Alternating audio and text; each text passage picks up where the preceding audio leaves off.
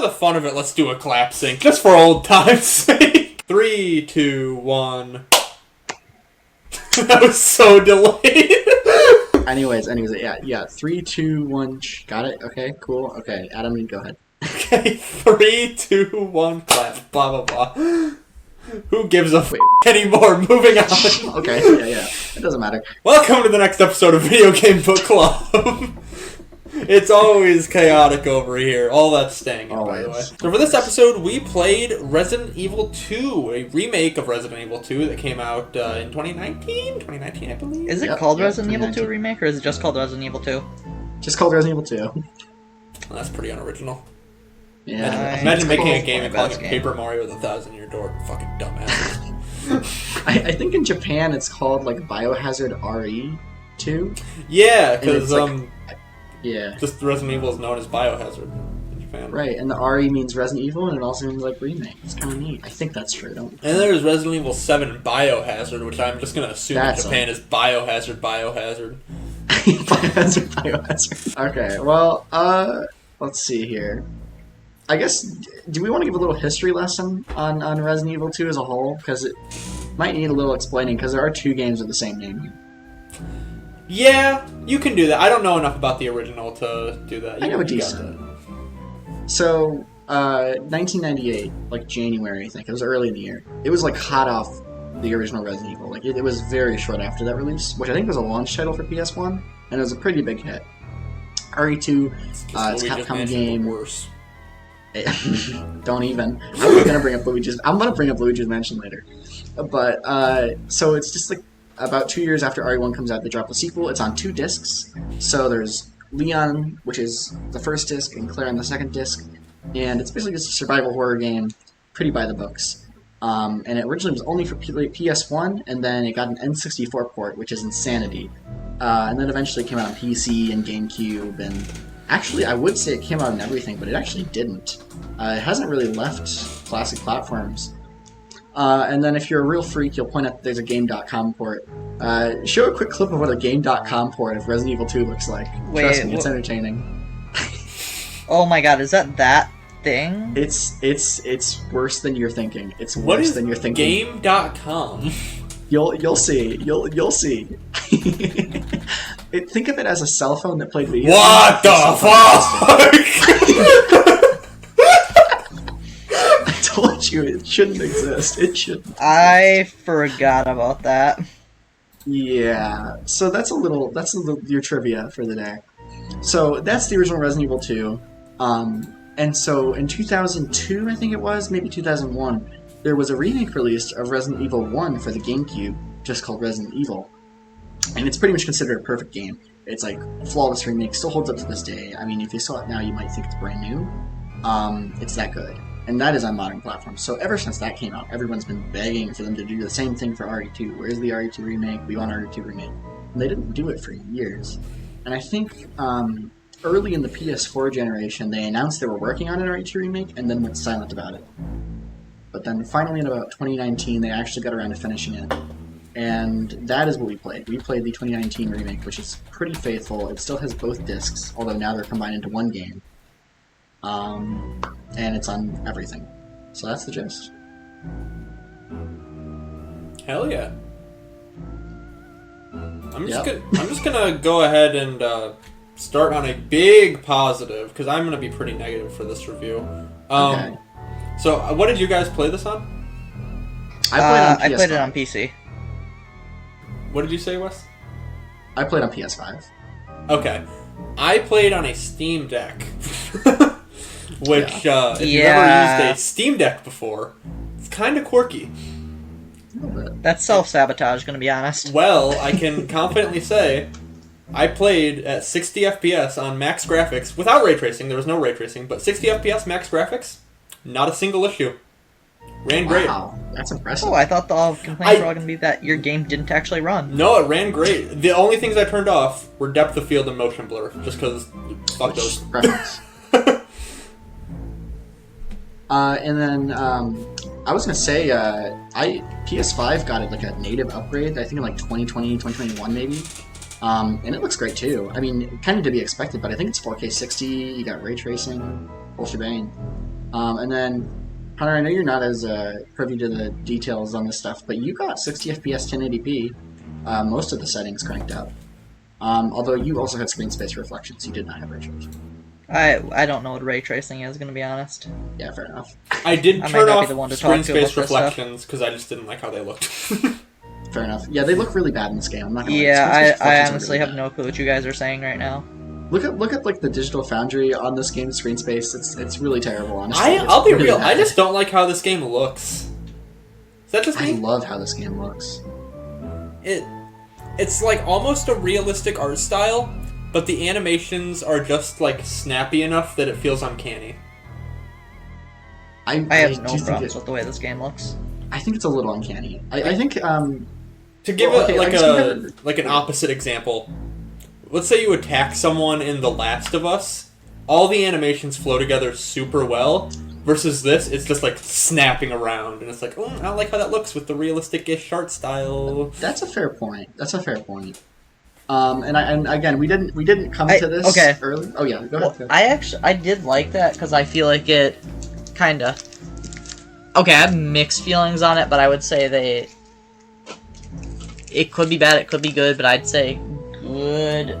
I like the way some of the stuff just looked weird and out of place, but it looked like it was like straight out of like the original like 1998 game, just in like the style it like was in, like whenever like a monster kind of attacked you and stuff would go more into like a cutscene, or like whenever like you were cutting something with bolt cutters and it would Yeah.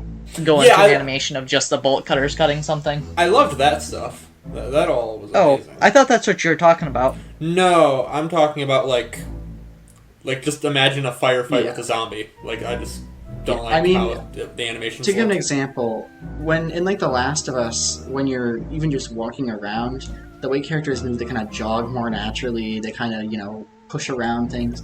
And this game, Leon, he's very like it's mechanical. He's feeling. rigid. It's very Leon video gamey. cannot jog. There's a quick turn button that just makes you snap around 180 degrees pretty quickly. Like, I get that, and I would say part of this, I actually do also, I like those elements of the game, and I think part of that is that I have familiarity with this action style of Resident Evil. I played RE4 and RE4 Remake, and I absolutely adore both those games. This controls very similarly to those games, and I just love how familiar it felt. But I will also admit, it's still clean. It's clunky, and I also think to some degree it's meant to replicate those tank controls of the original, slightly in its like slow clunkiness. But I would agree that at times the animation doesn't match the hyper realism, and the face models they got better in the next RE remakes. They're not as good in this game. Like I think Leon looks strange, especially to me. Yeah. It's a shame nothing else got better in the third RE remake. Well, I would love to talk about that sometime. But RE4 I wouldn't. was phenomenal. Oh, we're talking about that one next month? Okay, I'll pick it.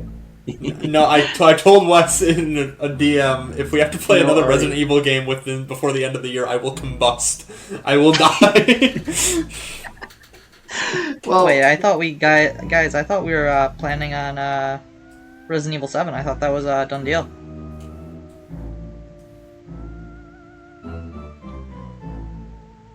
Hello? Oh god, I think you guys died. No, we didn't. not physically, but emotionally, yes. For what? You forgot RE7? It's RE8, you dumbass. Yeah, RE7 doesn't exist. It's called Biohazard. It's called Biohazard. Come on. Well, yeah, I don't know. My initial impression of this game, the first thing I thought is it just looks so goddamn good. My initial impression is remembering people immediately seeing the trucker eating the cheeseburger and are like, this is the stand. I don't know the word. This is like the mark point of what graphics should be. And now I look at it and it's just like, I don't really like the way that looks. I love the way it looks. I think it still holds up so well. I mean, I still think there are games like Last of Us Part 1, I think, has knocked this game out of the park in terms of facial animation. Like, I think it just looks way better. But, like, I still think it holds up really well. It is a little stylized. And I love the trucker guy, man. Sounds like my wife. He's awesome. Like my wife. Sounds like my wife. He runs a woman over.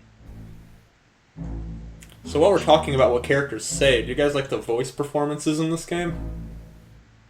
Favorite part of the game? Really? Dude, No. Leon's VA, I hope he got paid well, because he phoned it. Bro, listen, I love the voice acting in this game. I think everybody's cast well, honestly. I actually think it's good voice acting. But Capcom does this, man, where the characters are running around. They just always gotta make That What's too! with that, man? What's with that? Also, Ada's voice in this game is way better than RE4 Remake, but I don't want to go into that because it's a whole can of worms and people are nasty about it. Alright. But Around, like, the middle of my first playthrough, I turned off voices. damn, really? I think it was when Leon said "Q on that" to the big alligator thing. I was like, yeah, I'll just read the dialogue at the bottom.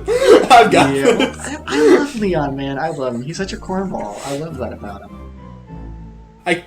I would have liked it if it was delivered better, honestly. I love it, man. The VA had just a don't like smidge more charisma. I hated it. He just said it so flatly. That's what Leon is, though, man. He delivers like absurd lines that he thinks sounds cool in the lamest way possible. And That's why I love get him. how people can like that. I simply don't. Dude, it's so much Honestly, worse I than didn't RE4. even notice it for the most part, what you guys are talking about here. It's worse than RE4. Like, Can't use so words much on this worse. guy. Or else, like, words won't work on this. I think. Where'd everybody go? Bingo? I don't know, man.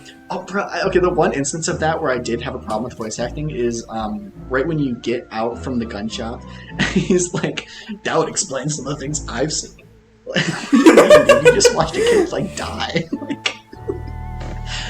But, anyways, we gotta go a little chronological here. Let's get back on the rails. So, the game opens at the gas station, and I think another thing, just another visual thing, this game has so much, like, environmental density of, like, unique assets.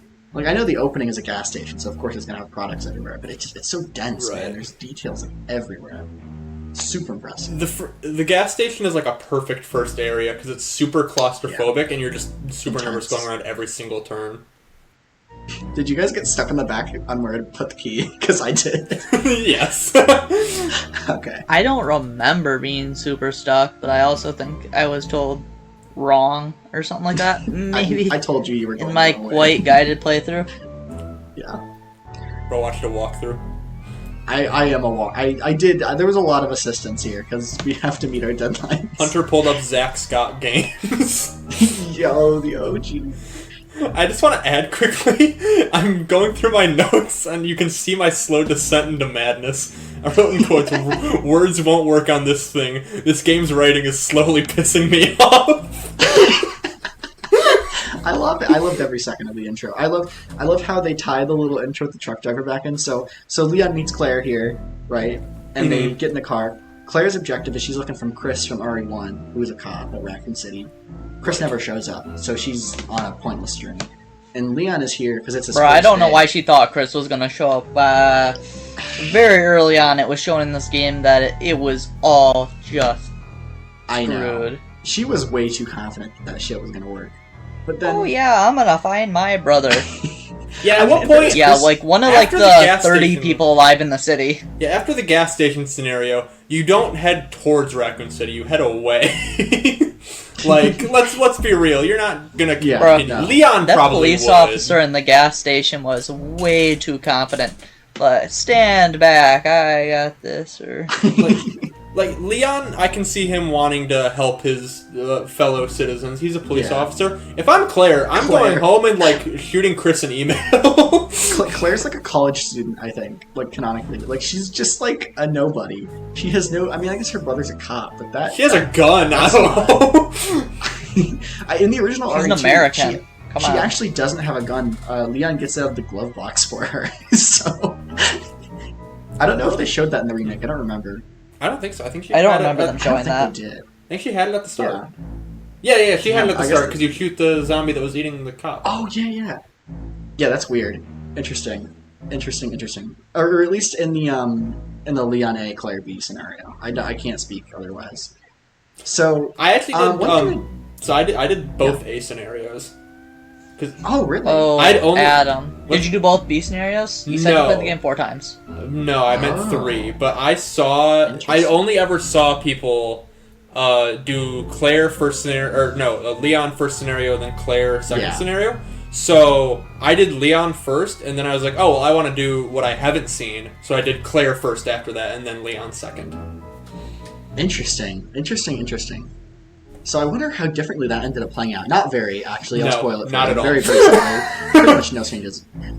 I want to compare at the very end some things I didn't, some changes, good or bad, about this game to the original.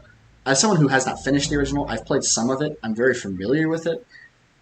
So I feel somewhat qualified. But I guess the first instance of that here is that this game starts with you walking to the police station from the crash site when Leon and Claire are separated. Mm-hmm. This is almost entirely cut out from the remake. This lasts like a minute, I think, at most. Yeah.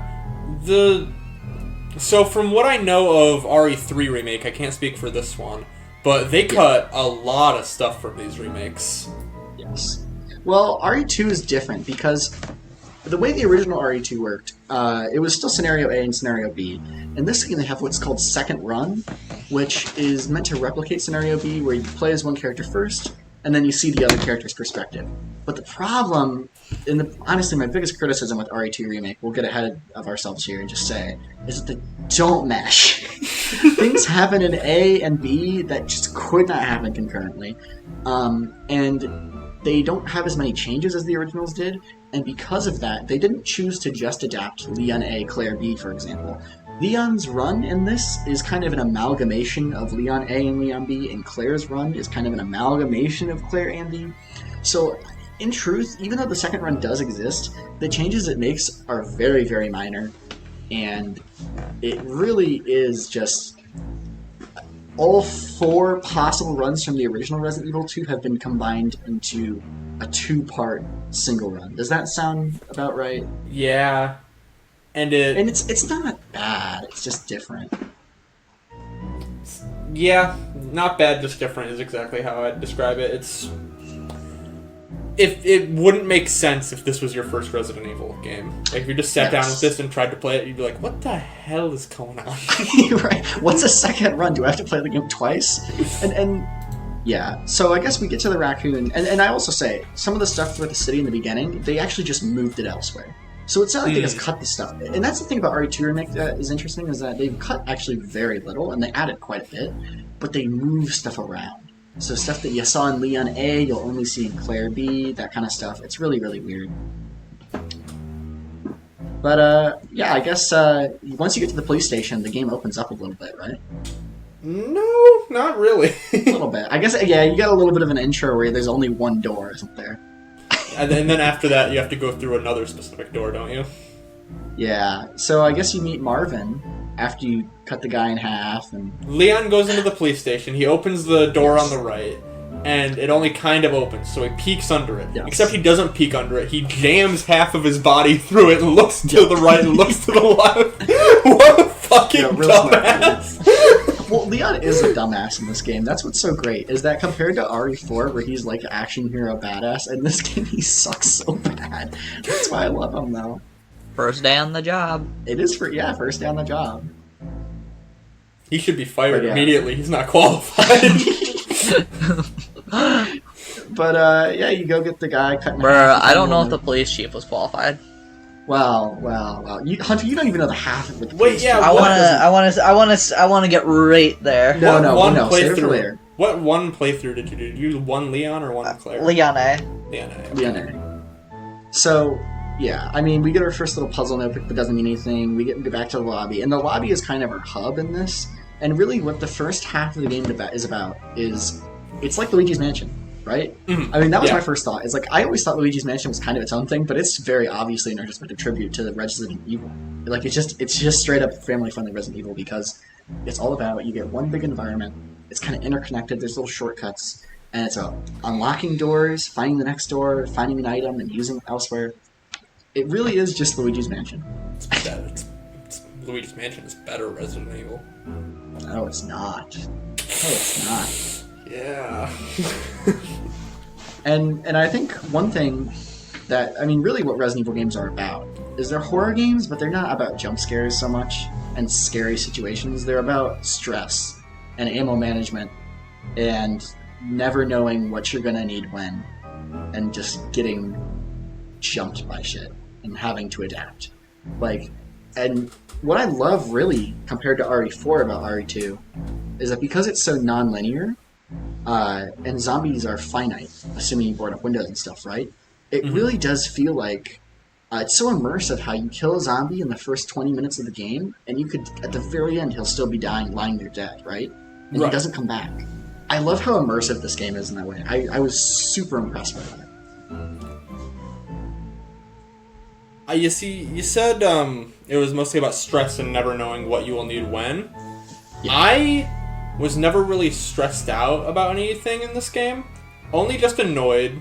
Like, I just didn't... Oh. I would go to do something and I wouldn't have the thing I needed, so I'd have to walk back to the box and get the thing I needed and then walk back to it. I never really had that big of a problem with ammo, and when I did run out, you can just kind of walk past the zombies. Yeah. Most of them aren't a threat.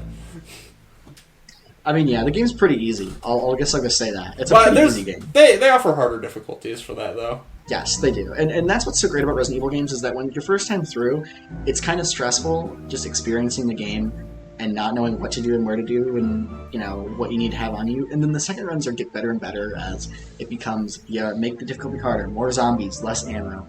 And so they're so scalable and replayable. That's one of the things I really love about these games. But yeah, I guess, Hunter, did you like the ammo managing, inventory management aspect of this game? No. That was my least favorite part of the game, probably. Dang. I didn't dislike it, I just thought it was not great. It's like the core of the horror for this game for me. You know, it's what makes this game, like, intense. I want them to make a scary game, but I still want to be able to kill everything. Find another way to make it scary. I want them to make I want them to make a scary game where they can have a boss fight where they don't have to give you 100 things of ammo in the arena. Yeah, we'll get to the bosses as they come. We'll get to the bosses, but I'll just give a teaser for the bosses right now. There's not a single good one. I disagree, but I don't disagree by much. So I guess really... I'd agree. I'd agree with Adam. Damn. The bosses are... gameplay-wise, like, or segment-wise, I don't know what you want to say, because I just like the ammo system management more, but it's kind of a different thing. That is my other least favorite parts of the game. The bosses. So, I have a question with this game. There wasn't, like, an attack you could do that didn't use anything, right? Nothing. No, there's nothing. Yeah, I think... However, that's a change. That's not the case in the original. The knife never breaks in any of the classic Resident Evil games. All the remakes change that. Oh yeah, I should play those games then. They're probably better. Yeah, that's what I was thinking. Remake, RE4 original, I'm telling you, you guys would love it. So, I think what they should have done, instead of giving you so much ammo for a certain area... I don't want to get to bosses. You know what? I'll talk about this for bosses. Yeah. Never mind. Okay. So, I guess once we get out of the main hall, we kind of are set loose, and it's made pretty clear to us that our objective is to get 3 medallions, right? And so Chapter 1 of this game, really, Level 1, if you want to call it that, is mostly exploring the left side of the mansion, top floor, get all 3 medallions, and make it back. And we're not going to go through every objective here, because it's not the shortest game in terms of, like, you know, checklists. But I guess some highlights. I thought it was really funny how there's, like, a pipe with steam, which is one of the main things stopping you from accessing, like, a third of the mansion. As if you couldn't just get past that. I really like that detail. I just want to quickly fix something. I wrote meet Claire with an A. Let me fix that. Leon. Leon's gonna melt. He can't do that. Melt. I mean, he gets past lasers by the time RE4 happens, so I don't know what was going on here. He's got, like, skin issues or something. He's been an RPD agent for, like, a week by RE4. He knows what he's doing now. A little more. 2 weeks. So... I mean, I don't know. How'd you guys feel? I really loved... I think the medallion searching part of this game was my second favorite segment. I really love this opening. Oh, okay.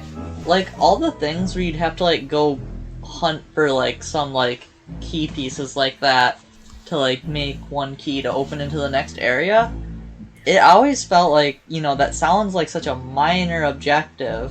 Yep. And then it takes, like, hours. And I love it. honestly, I just thought that was kind of lame. I love that. So I love that. also It felt kind like I of was just... You got something to work towards. A big goal. Yeah, but, like, the working towards it, like, the stuff you're looking for just feels lame. Kinda. I'm not getting cool stuff, I'm getting tokens and spark plugs. Listen, Not even spark plugs, I'm getting the chest plugs. That's later. Listen, I think big picture here. I don't think just like the medallion part or anything like that. If you separate it into areas, the mansion, or not the mansion, the police station, only area in this game I liked. Really? Yeah. But you did like it. You did, or at least the medallion. I did like it. So Yes. the medallion section, I thought it's great. I really just liked like it. Mansion. I really liked I the loved police it. station part. If I had to put everything on a tier list, this would be S tier, and then everything else would be like sub C tier. Damn. Oh, yeah. Like, with the police station going forward, I would like to play some more Resident Evil games after playing this one, but I'd like to, if I can, if it exists, I don't even know, I'd like to play ones that are confined to a single building. Resident Evil 1. For the most part, not entirely, but it's similar. Wes, what do you mean, damn? They put a Dark Souls swamp in this game. They did, but we'll get, you know. I do think that the upper RPG is by far the best part of the game. I don't think there's even much debate there, because it's so open, you have so many objectives, and it always feels like you're treading through the same areas, but you always get to a new room where there's a new enemy or a new item. It feels alive, also. Like, it's constantly evolving. Very. That's what I love. It's so atmospheric is the word I'd use for the RPG, because it really has that uneasy feeling of no matter where you are, everything else is moving, and that feeling is enhanced after we complete certain objectives. So, well, I have an issue with something after we complete certain objectives, but I'll go off on him later. We're getting close to that. So, I mean, any other thoughts on getting through medallions before we get to the hymn? I think it's kind of lame that the codes for the medallions are just in the notebook. I feel like that should have been something you have to find. Well, it's better on B scenario. I do like the puzzle's a little bit better. Yeah, that's true. Okay, think about the it. thing is, as lame as that might be, I feel like I would have been tortured trying to find the codes. Yeah. Otherwise. Oh yeah, there were so many codes in this game that I just brute forced. Yeah. Like, select a number and then scroll through all of them. I didn't brute force any. Well, okay, I brute force, like, if I knew, like, 2 digits and I could find the 3rd digit easily, I would just... I would know 0 digits and just spend, like, an hour going through for, like, 6 shotgun shells. What rank did you get in this game? I think my first run, I got, like, a B.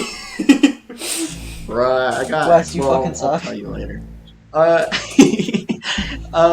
Yeah, did you guys do the puzzle in the welcome Leon sign room? Yeah, I the did. West Hall? Yeah. That puzzle took me forever because I kept thinking the lockers with the names were part of the puzzle. And fun fact, so there's a locker that says JoJo. Did you catch that? No. Like JoJo Siwa? Well, anyway, there's a JoJo Siwa I mean, reference in this game? there's a locker that says JoJo in Resident Evil 2 Remake, and it's not part of that puzzle. And it is in there in the original Resident Evil 2. And I genuinely, it is just blatantly, the developers have said a reference to JoJo's Bizarre Adventure and nothing more. They just wrote the name JoJo because they like JoJo. Wait, What the heck is that? why? That is the lamest reference I have ever heard. It was the 90s, man. That is no excuse for that shit. Good things still existed in the 90s. It's funny. I love it. It's one of my favorite pieces of Resident Evil trivia. It's like, why? But I love it. But it really did make the puzzle harder for me because I kept trying to fit J into every solution. The red herring. I didn't struggle with that puzzle at all. I just did it. The only thing I was confused by is on the left desk. I think I tried to do it like left to right. It's right to left. Or reverse. Yeah. I don't know. Yeah. But, yeah, I guess any other medallion puzzle hijinks that you guys had struggles with? I don't believe so. Oh, I just found the puzzle so easy, probably compared to the average player. You know, I just, Really? how that works. You did actually guess a bunch of them first try. That's pretty sweet. That's awesome. I solved. Guess what? Oh wait, you know what? I can't even remember. I solved the first medallion puzzle, but I couldn't read because I'm illiterate, and so I didn't press confirm on it. So I just walked away. Hunter did that later, where he like did something with the tuner in the lab, and he just like kept not pressing confirm. Or something. I couldn't remember what it was. You kept backing out after. Oh no, it was the. Okay, never mind. But anyways, one thing that I did notice in this medallion section is that even at this point, you're running back to your item box a lot. And I know before we've already kind of talked about this, so we're not going to rehash it. But I really was surprised how quickly this game hits you with the inventory management woes. Like day one, you're running to try to like put away herbs and gunpowder.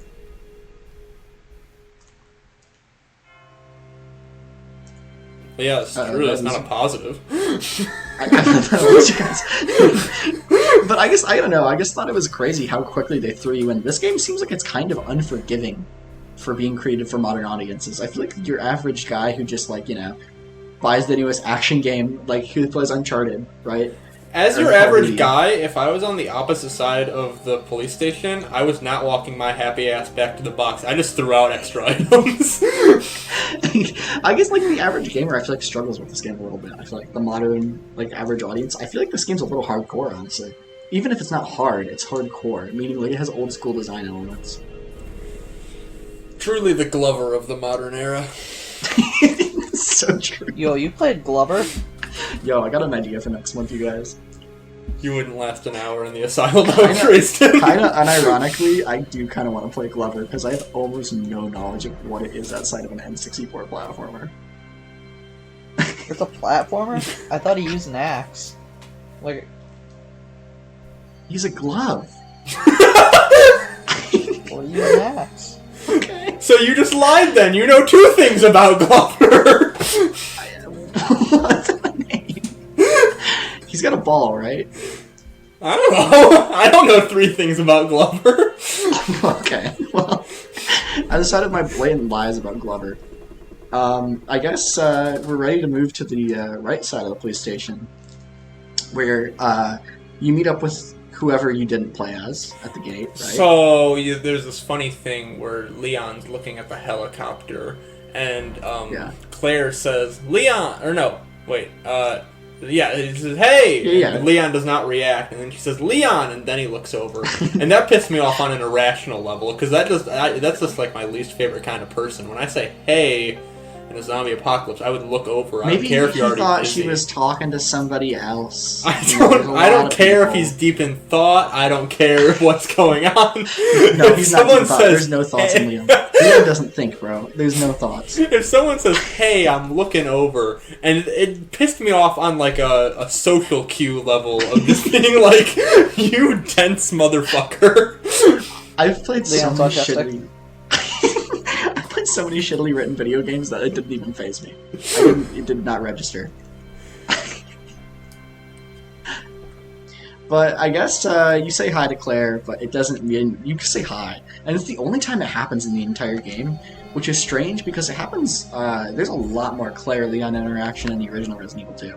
That's one thing There's that a lot they more changed, moments where they should meet, but they just aren't there at the same time. Yeah, that's really the problem, is that times where they should be in the same place at the same time, or at least see something that somebody did, like, gee, I don't know, kill somebody, it should add up. Is it implied that Mr. X was in the helicopter?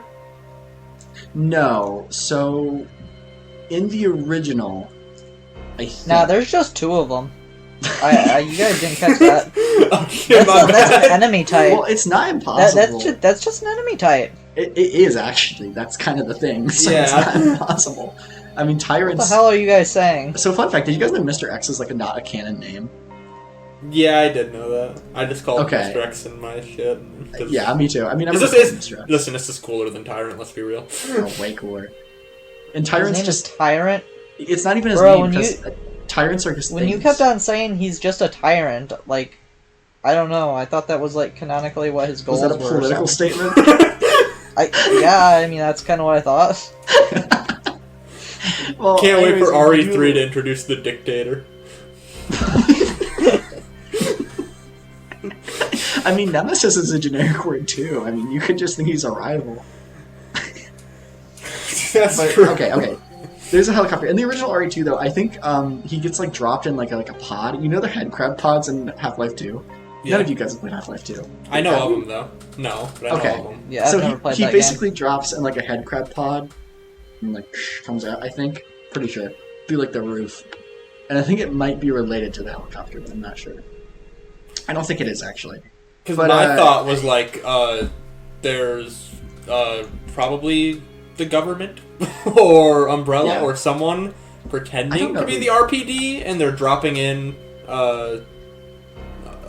Mr. X to try and kill any survivors. But I don't know who sent him. I assume it was Umbrella, but I actually don't know.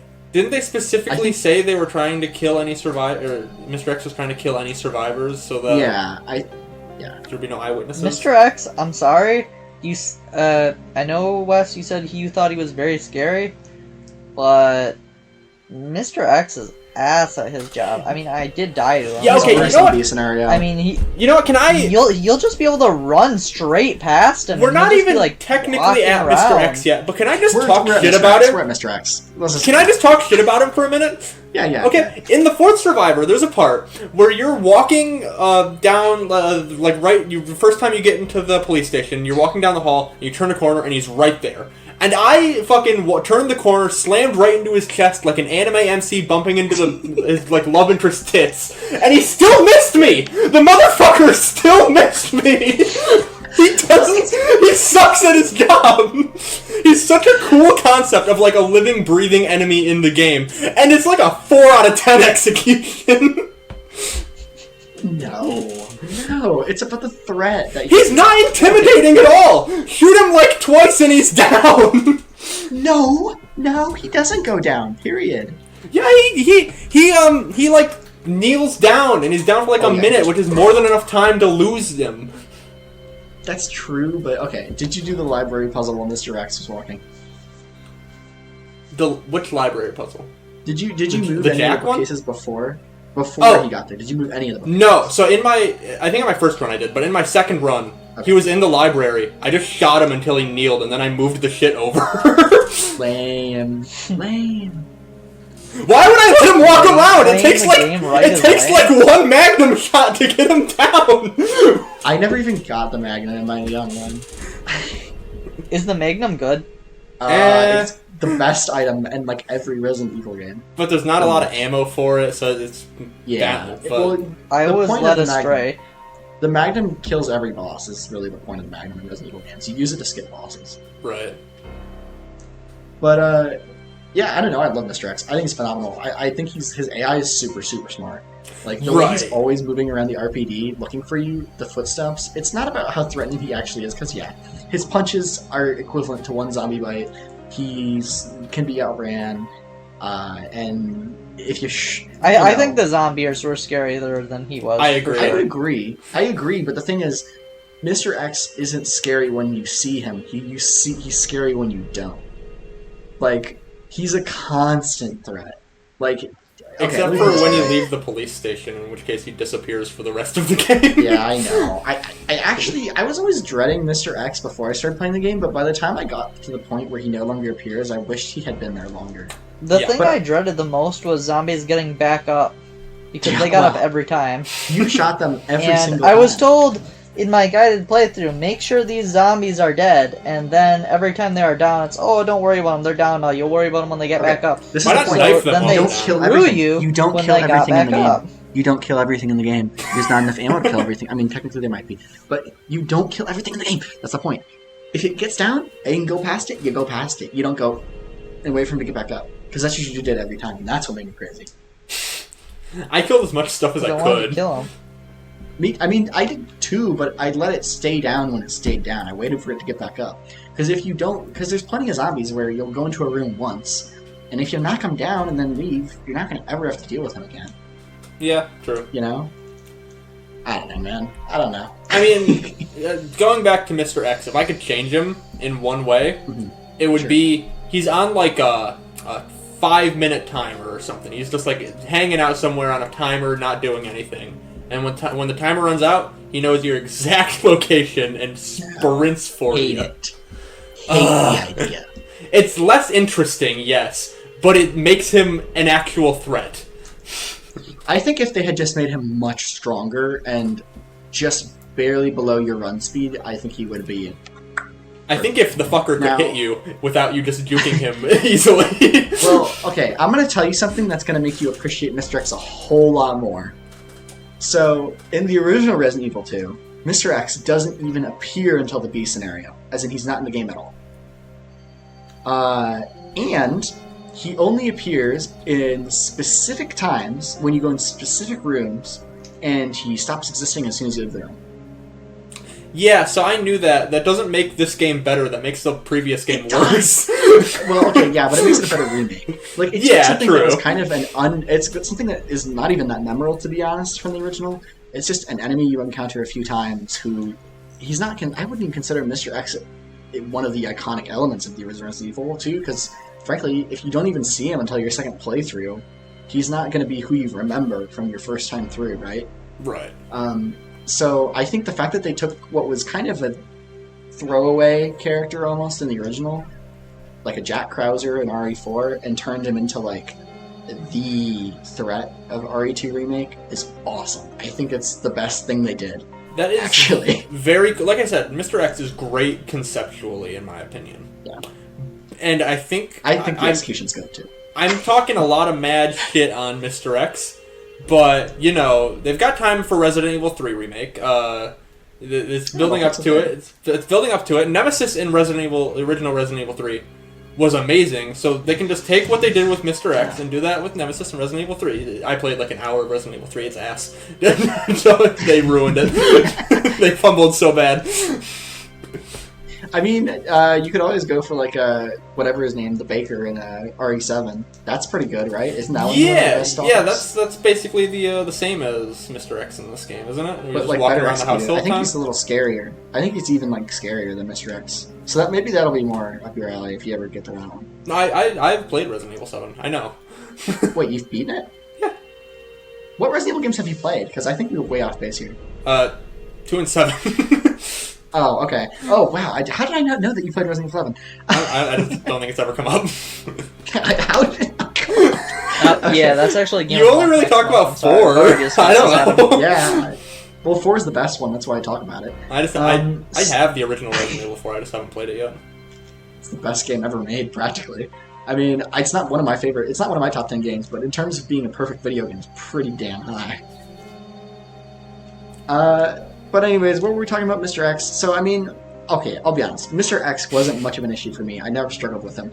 I was never even that scared of him, but I guess loved the atmosphere, because the RPG already has, like, the greatest atmosphere of any area in a video game ever, and Mr. X adds so much to it. I just realized we entirely skipped Birkin. Oh, I mean, I wasn't even there yet. I mean, yeah, let's go ahead. So I guess once you get the 3 medals, right, you go downstairs, so now we have lower RPG, but in between is our first boss fight, right? Boss fight. Quotation marks. It's fine. I didn't hate it. I liked it. It's but it happened 3 damn times in playthrough A, and seemed to be in playthrough B. There was too much Birkin. There was too much Birkin. There were way too much. That should have been like a one-time thing. Like that. When I saw Birkin, that looked like a shitty one-time boss.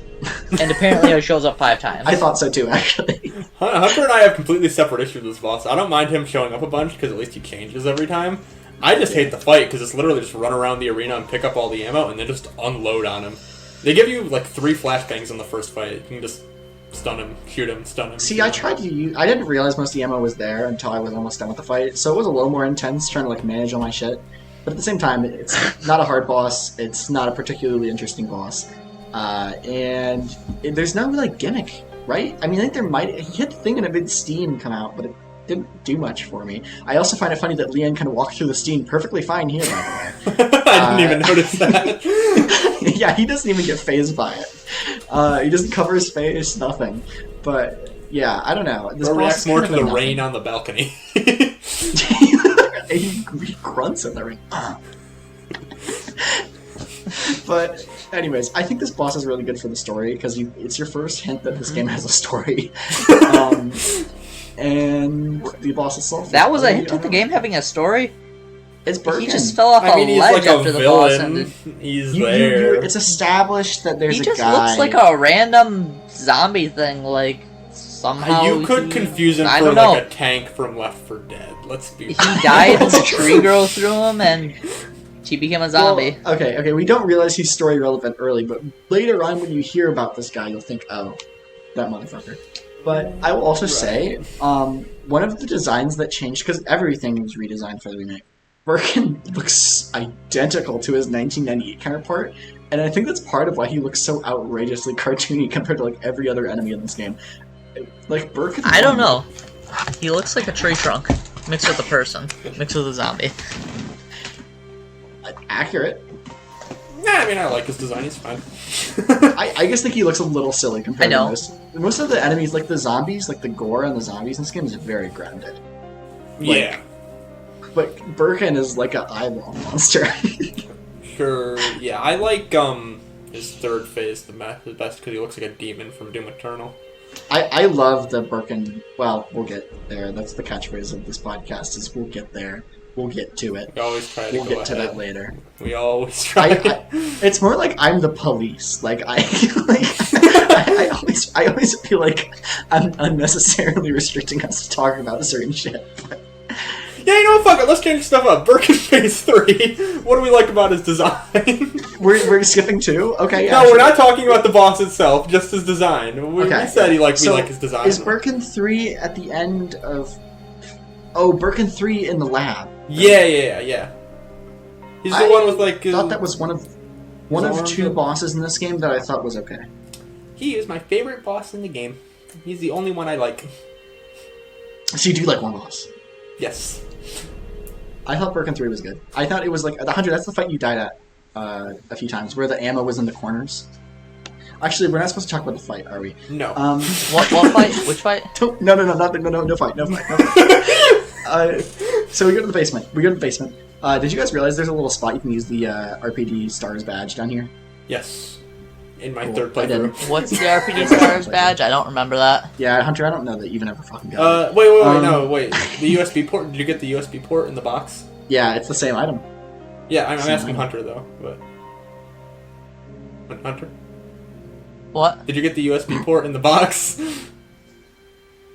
I don't remember, honestly. He didn't. I don't think he did. I don't Okay. think he did. I don't know where you can get it, to be honest.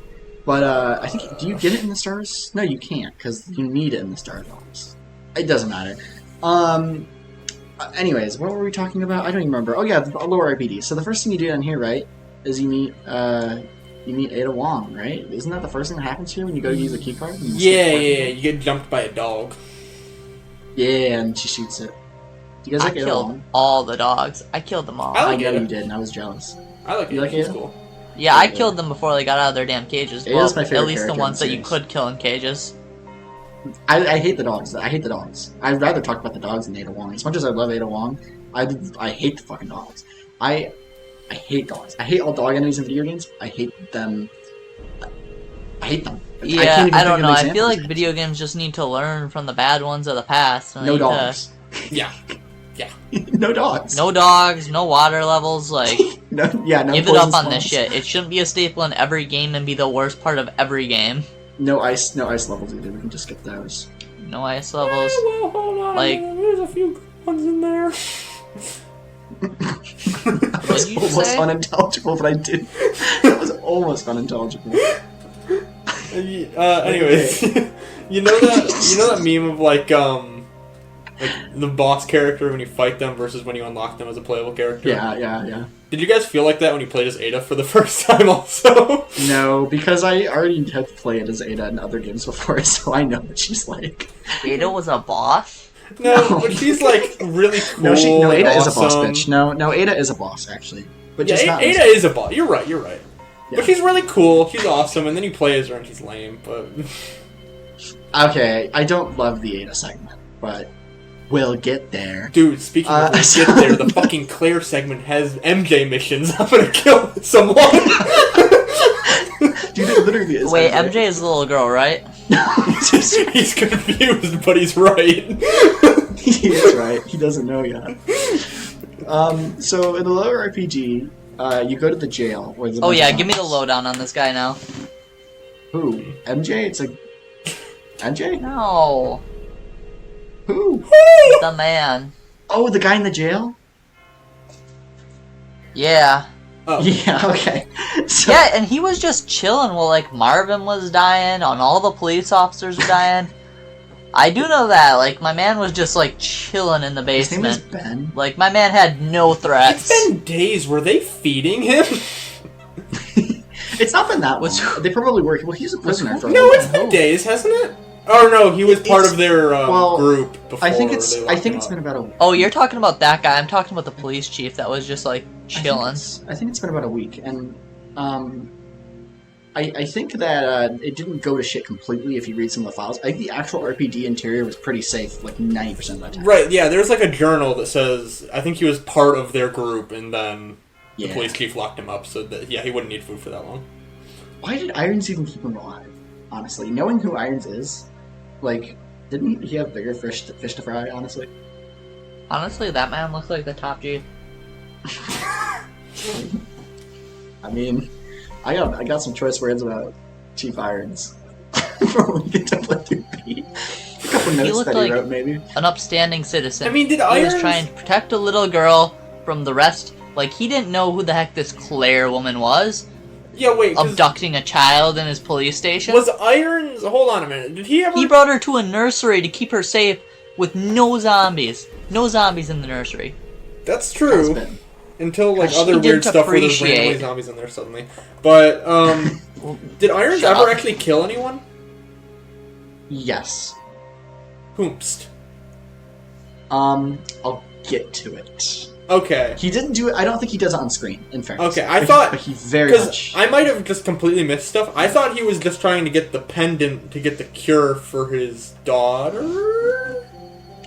Irons is a little. My man has a daughter? Adam, out of curiosity, did you read the files in the Chief's room? Not all of them, no. Oh, if you didn't read that one, I got a big surprise for you guys later. Okay, cool. Good shit in there. We'll talk about it later. Yeah. So you're in the prison. You find a guy named Ben. He's got the little pass to escape the parking garage, which is your objective.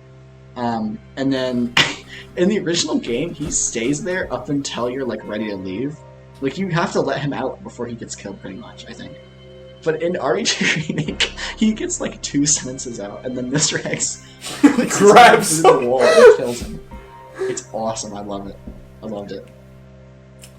I have conflicting opinions on it. You know, why did he reach his hand through the wall and just kill Ben when he has to kill every witness? Why not just walk through the wall It's and true. kill Leon? Why as well? Why didn't Mr. X go through walls every time? It is. wanna Jeez, know what my Sega, man what were they did. thinking?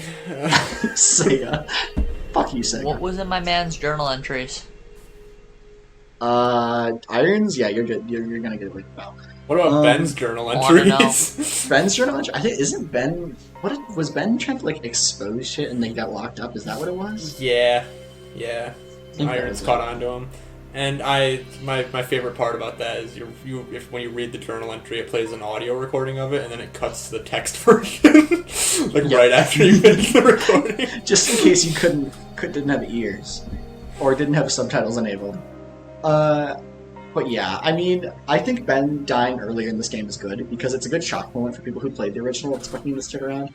I've seen people criticize it, thinking like, "Oh, they just put Ben in here as like a cameo for people of the original. They didn't want to actually give him a character." No, dude, it's awesome when you kill a character way earlier than expected. It's such a good shock, and it's not Birkin who kills him this time because Birkin kills him in the original. It's Mr. X. That's a great change. I love it. Yeah, I still haven't played the original, like we've talked about. Wait, but how long was Ben in the original? I think he stays there until you like pretty much have the electronic parts, if I'm not mistaken. And again, I have not finished RE2 original. I'm just very familiar with it. Yeah, I haven't played the original, but I did really like that he died early. I thought it was a cool for You shock loved value. that he died early. I loved that he died early. It was probably my favorite part of the game. I also like how Ada nonchalantly walks up to Leon like, what happened here? You know, like 0.5 seconds after Ben has been pulverized. Are they not at risk of that happening to them? You know, it doesn't check out at all. They 100% are, is the thing. Yeah, I mean, if But Mr. the X writers could be just this through the didn't wall. care. Jeez, Sega, It's what were they fine. thinking? Resident Evil is corny. That's what I love about it. It's not like Last of Us. It's not like Dead Space. It's cheese. No, it's It's clearly its own cheese. thing, but I've also seen things do the thing it's doing better. I haven't. I have those standards. But yeah, I mean, at this point, our objective is to get the power thingies and to put them in the wall and go get Ben's car because Ben had the card to escape. So then you get to this is kind of like I'd say level 2 is lower RPD and the right side of the mansion or the RPD, right? And I thought lower RPD is honestly pretty lacking. Like it's just dogs, man. Yeah. There's not much down here. I Yeah, don't care no. for that much. No. I mean, there's no puzzles, there's no liquors, there's no zombies. I mean, there's some zombies, but almost none. But, I mean, pretty quickly you open up a shortcut back upstairs. And honestly, this right here for me is the best part of the entire game. When you are upstairs in the RPD for the second time, Mr. X is constantly on you. And by the way, I got it wrong earlier. Mr. X shows up right about now. I got it mixed up because of B scenario, but... No, yeah, I get it. Yeah. But I love this part of the game so much because it's open, it's kind of confusing, it's probably some of the most challenging stuff in the game, honestly, and this is not a hard game, so it's not saying much, but I do think this is the hardest part of the game. And I just You love... didn't think this game was hard? No, I don't think it was hard, but I think it was... Hardest game I've ever beaten. Get ready for Dark Souls. Wait, what part are you talking about being hard? I think that the hardest part of this game is when you go upstairs after doing the basement and Mr. X is chasing you and you have to do the clock tower or electronic part stuff. I don't think it's hard, but I think not knowing where to go and having Mr. X always on you it's where the game's most exciting. And I felt like the most pressure was on me to do stuff. Let's get something out of the way. I only have one note for this part, and it says, I stunned Yield Tyrant with the Magnum. Well, I know you have real experience in this, okay? And I also want to add, as a little flex, I didn't die in this game on my Leon playthrough until, Birkin 2, I think, in the sewers, at the end of the sewers. So I did not find this game hard. I don't want to sound like a little bitch, but I did find it intense, and that's what I liked about it. I think we got to similar points without dying, because I think I made a note complaining that I got my first death super late in the game, and I was going for Deathless. Yeah. I also wanted to be Deathless. So yeah, and the only reason I did died... not care in the slightest. I mean, honey, you actually didn't die that many times until late in the game. Bosses were where I Oh! My first death was as Ada. Bruh. Hunter died as Ada as well. I'm sorry, but whatever that hacking gun was just not intuitive. We're almost there. We're so close to that. But I really like, this is my favorite part of the game. Clock Tower, and you got my headphones, sorry. That was weird. Okay. I got like an extremely loud static sound. And now I hear footsteps. Anyways, so like that wasn't a bit. Like I actually Static could have been me. The footsteps were not. No, the static was definitely me. It's Mr. But, X. I don't know. My headphones are fucked. Actually, maybe it'll be easier if I... Hold on. Yeah, okay. I completely agree with So- you. This is definitely the best part of the game. Yeah. And it piqued my interest, and then I was swiftly let down. I meant to start by saying something also. I completely forgot to say this. I meant to say it right at the start of everything. I have a friend where this is one of their favorite games of all time, so it does not help that this game was very overhyped to me. I went into this friend is expecting a that? 10 or a 9, Any and I didn't hints? get a 10 or a 9. It was very overhyped to me because they talk about it a lot. I expected this to be amazing, and I personally did not believe it was amazing. But I had very high expectations, and they were all met. And slightly they were all met? They were all met? Yeah. Everything I thought was going to be great about this game coming from RE4 was fantastic, except for a couple of nitpicks, though. I've voiced already a couple. I wish Mr. X was harder. I wish the game was harder. I wish the game had more challenge. And I wish it was more difficult. I also wish the game was harder. But other than that... Yeah. Have you considered installing a mod that adds 10 tyrants? I've seen playthroughs. It's awesome. But I would love to play this game sometime. 10 tyrants still sounds mid. It doesn't honestly sound that intimidating. That's the thing. They'd still miss. Yeah, they do still miss, and they kind of just clump, so... But I mean, as much as I love this part of the game, there's not that much to talk about, right? Because it really just comes down to walk to rooms, find your item, use your item. You know what? I wish there were more zombies in the police station. Like, this police station was supposed to be the final refuge for the people. Like, and it just doesn't make sense that there's, 25 zombies in there. This place should have been packed. We should have had 400 zombies in there. I would not be hearing this from you while you were playing the game. Wes, you talk about things that catch you off guard. I think, how that you board up windows on the second floor? They should have had just one zombie, or board up windows on the first floor, sorry. They should have had just one zombie crawl in, the third floor window. Like a licker. Out of nowhere. Through the window. That would have been good game design. Do you guys have any more thoughts on this section before we leave the parking garage? Let me. Or I guess get to check prison some stuff. Because obviously the prison escape is pretty iconic. I think when Mr. X first comes in, he should punch himself through a wall, and it should rattle the police station so hard that all your boards fall off the windows. And now zombies can infinitely spawn. Oh yeah, is Raccoon City just a piece of shit? There's the pamphlet on the second floor to the right, and I swear to God, it says the only two buildings are the police department and the orphanage. There's way more. It's way bigger. In the original, you get a better sense of scale, I think, of how big the city is. Because you spend more time running around it. Bruh, how did they fit all this stuff on the PS1? It's 2 discs. The better question is how they do it on onegame.com. I would have preferred running around the city to fucking Blighttown. I love Blighttown. It's a Blighttown. Yeah, you'll figure out later. Yeah. We'll talk about it next time. You're gonna hate it. So, I guess we get down the electronic parts and shit, right? From the clock tower and all that jazz. There's some easy puzzles, but it's nothing to write home about, honestly. Puzzles in this game are not very hard. I know we've said that a lot of things. The puzzles in this game are really not very hard. No, they're no, there's not a single good one. We might as well skip all the puzzles. I like the chess riddle, but yeah, we bring electronic parts, and we do a shitty puzzle intense. Oh shit, you guys, hold on, give me 1 second. Jail. Turn my jail. Jail. Isn't that jail is? I think so. Yeah, I don't know. I don't have any notes for that. Well, you do a shitty Spider-Man puzzle. It's just you know how in Spider-Man there's a skip button for the puzzles? Mm-hmm. Because they knew that nobody likes them at all. Mm-hmm. Oh yeah, that fucking puzzle. Yeah, fuck that one. Yeah.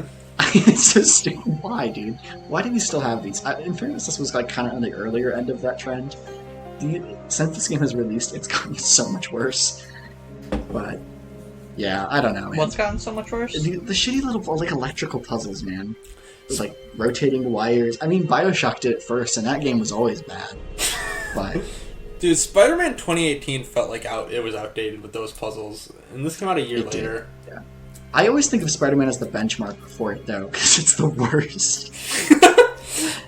The fact that it lets you skip them, it's so, not confident. Any mechanic that has the option to be skipped just needed a second round in development. yeah, for sure. I can't believe they brought all that shit back for the sequel. Even for cutscenes, I get skipping cutscenes is a convenience thing, but maybe make your cutscenes more engaging. Have you considered that? Yeah, well, for speedruns, we should always have skippable cutscenes. Yeah, yes. Don't ever make your cutscenes unskippable. Yeah, that's the only reason. Super Mario Sunshine, Super Mario Galaxy, they all have been ruined by this. No, wait, but Sunshine's funny because you start the speedrun and then you get a 10-minute break. Galaxy's literally the exact same way. Wait. There's a 10-minute non-skippable cutscene at the start. Basically, there's a cutscene of Mario getting arrested. I don't know if it's 10 minutes, but it's not short. Oh my god. It's not short.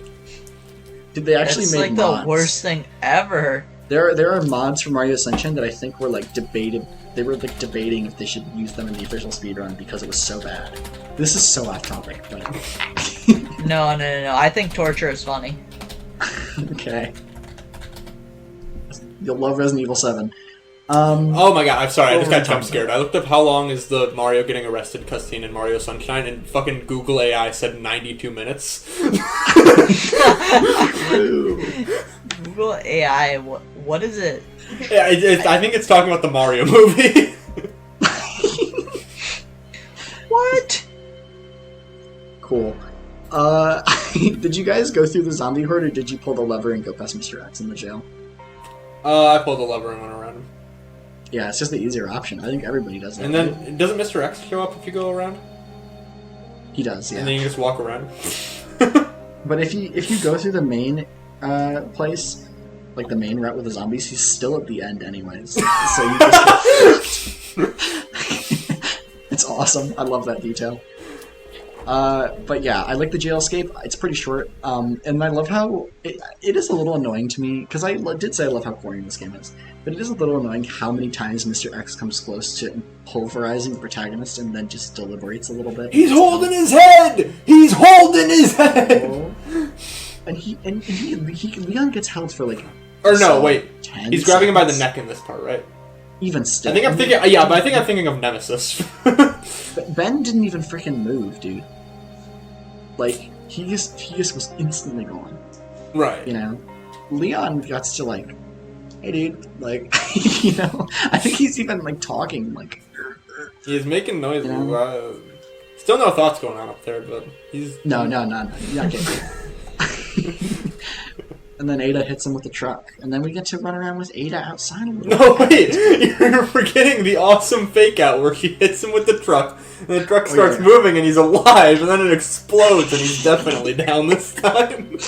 I like that Ada had the foresight. Mr. X is truly an enemy type. He dies like 4 frickin' times.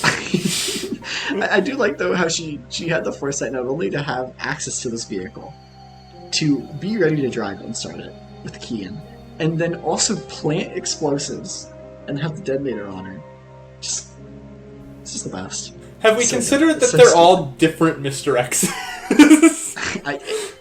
That's what I'm saying. At least He's two just of them an enemy have to be type. different. At least 2 of them have to be different for this to actually make sense. I mean, I know they have the same Mr. X, but I mean, logic says there has to be at least 2 of them, given what happens in Claire B. Right. But whatever. I have no words for that nonsense. It also happens in Claire A, doesn't it? I don't know. I didn't play Claire A, but I did. I'm pretty sure he still gets ripped. Oh yeah, he does. Yeah, no, he does. He does. So it doesn't. It doesn't make any sense. But yeah, I like this outdoor section. It's really short. You pretty much just walk into the gun shop and then leave. Yeah. But I do like this gun That shop. gun shop was the biggest letdown ever. Well, the thing is, it's... It had like 4 shotgun shells. Okay, and that Bro's regard, thinking it's about the letdown. loot. I mean, the gun shop is literally the first thing that happens in the original Resident Evil 2. So the reason it's in here is to kind of be a fake out, because they're like, oh, they took out the gun shop at the beginning. But it's like, no, they were just saving it for later, you know? Although, there's a twist here. I don't even know if the guy has a doll. I think he just gets mauled. So I really liked how this part, it does honestly feel a little out of place, but it feels very Last of Us-esque, they try to do here. And I like it. But it is admittedly a little tonally off with the rest of the game. Yeah, this is like the only part of the story that I actually gave a fuck about. Like, this is the only thing that got my heartstrings a little tugging. And I wish it was used as something more than just Leon to be like, this is why I'm doing what I'm doing. It's like, I don't give a fuck, Leon. Yeah, Ada, don't you feel so bad for me because of what just happened? Did you see how that affected me? Like... This is my character motivation. It wasn't clear before, so we're making it clear now. I'm developing. It's just... Bro, Leon wants to think he's the baddest bitch. That's what I love about him, though. He's such a horrible cop, and I love him. Well, he becomes like a killing you need machine. to get over Leon. I love him. Okay, when It's you time see for a Leon in breakup. RE4, when you never do. Well, Ada can share him, but I'm just saying, if you see Leon in RE4, you'll love him. He's so much better in that game. Because in this game, he's like still like incompetent. And by the time you get to that one, not only is he no longer incompetent, he's still like got that naive stupidity to him. It's great. Listen, the way we've been talking, we all know that us three are like the forefront leading minds in game development and writing. So I think I'll be the judge of whether or not Leon's a good character in Resident Evil 4, and I will be the final say. Okay, well, we'll pick that next month. I mean... We don't have time. Blighttown! Yeah, I mean... You get a little, like, preview of the sewer before they throw you into the thick of it, right? With the alligator. Yeah. On your way down to the alligator, there's a few, like, dark moments, but it's not dark enough for Leon to get out his flashlight.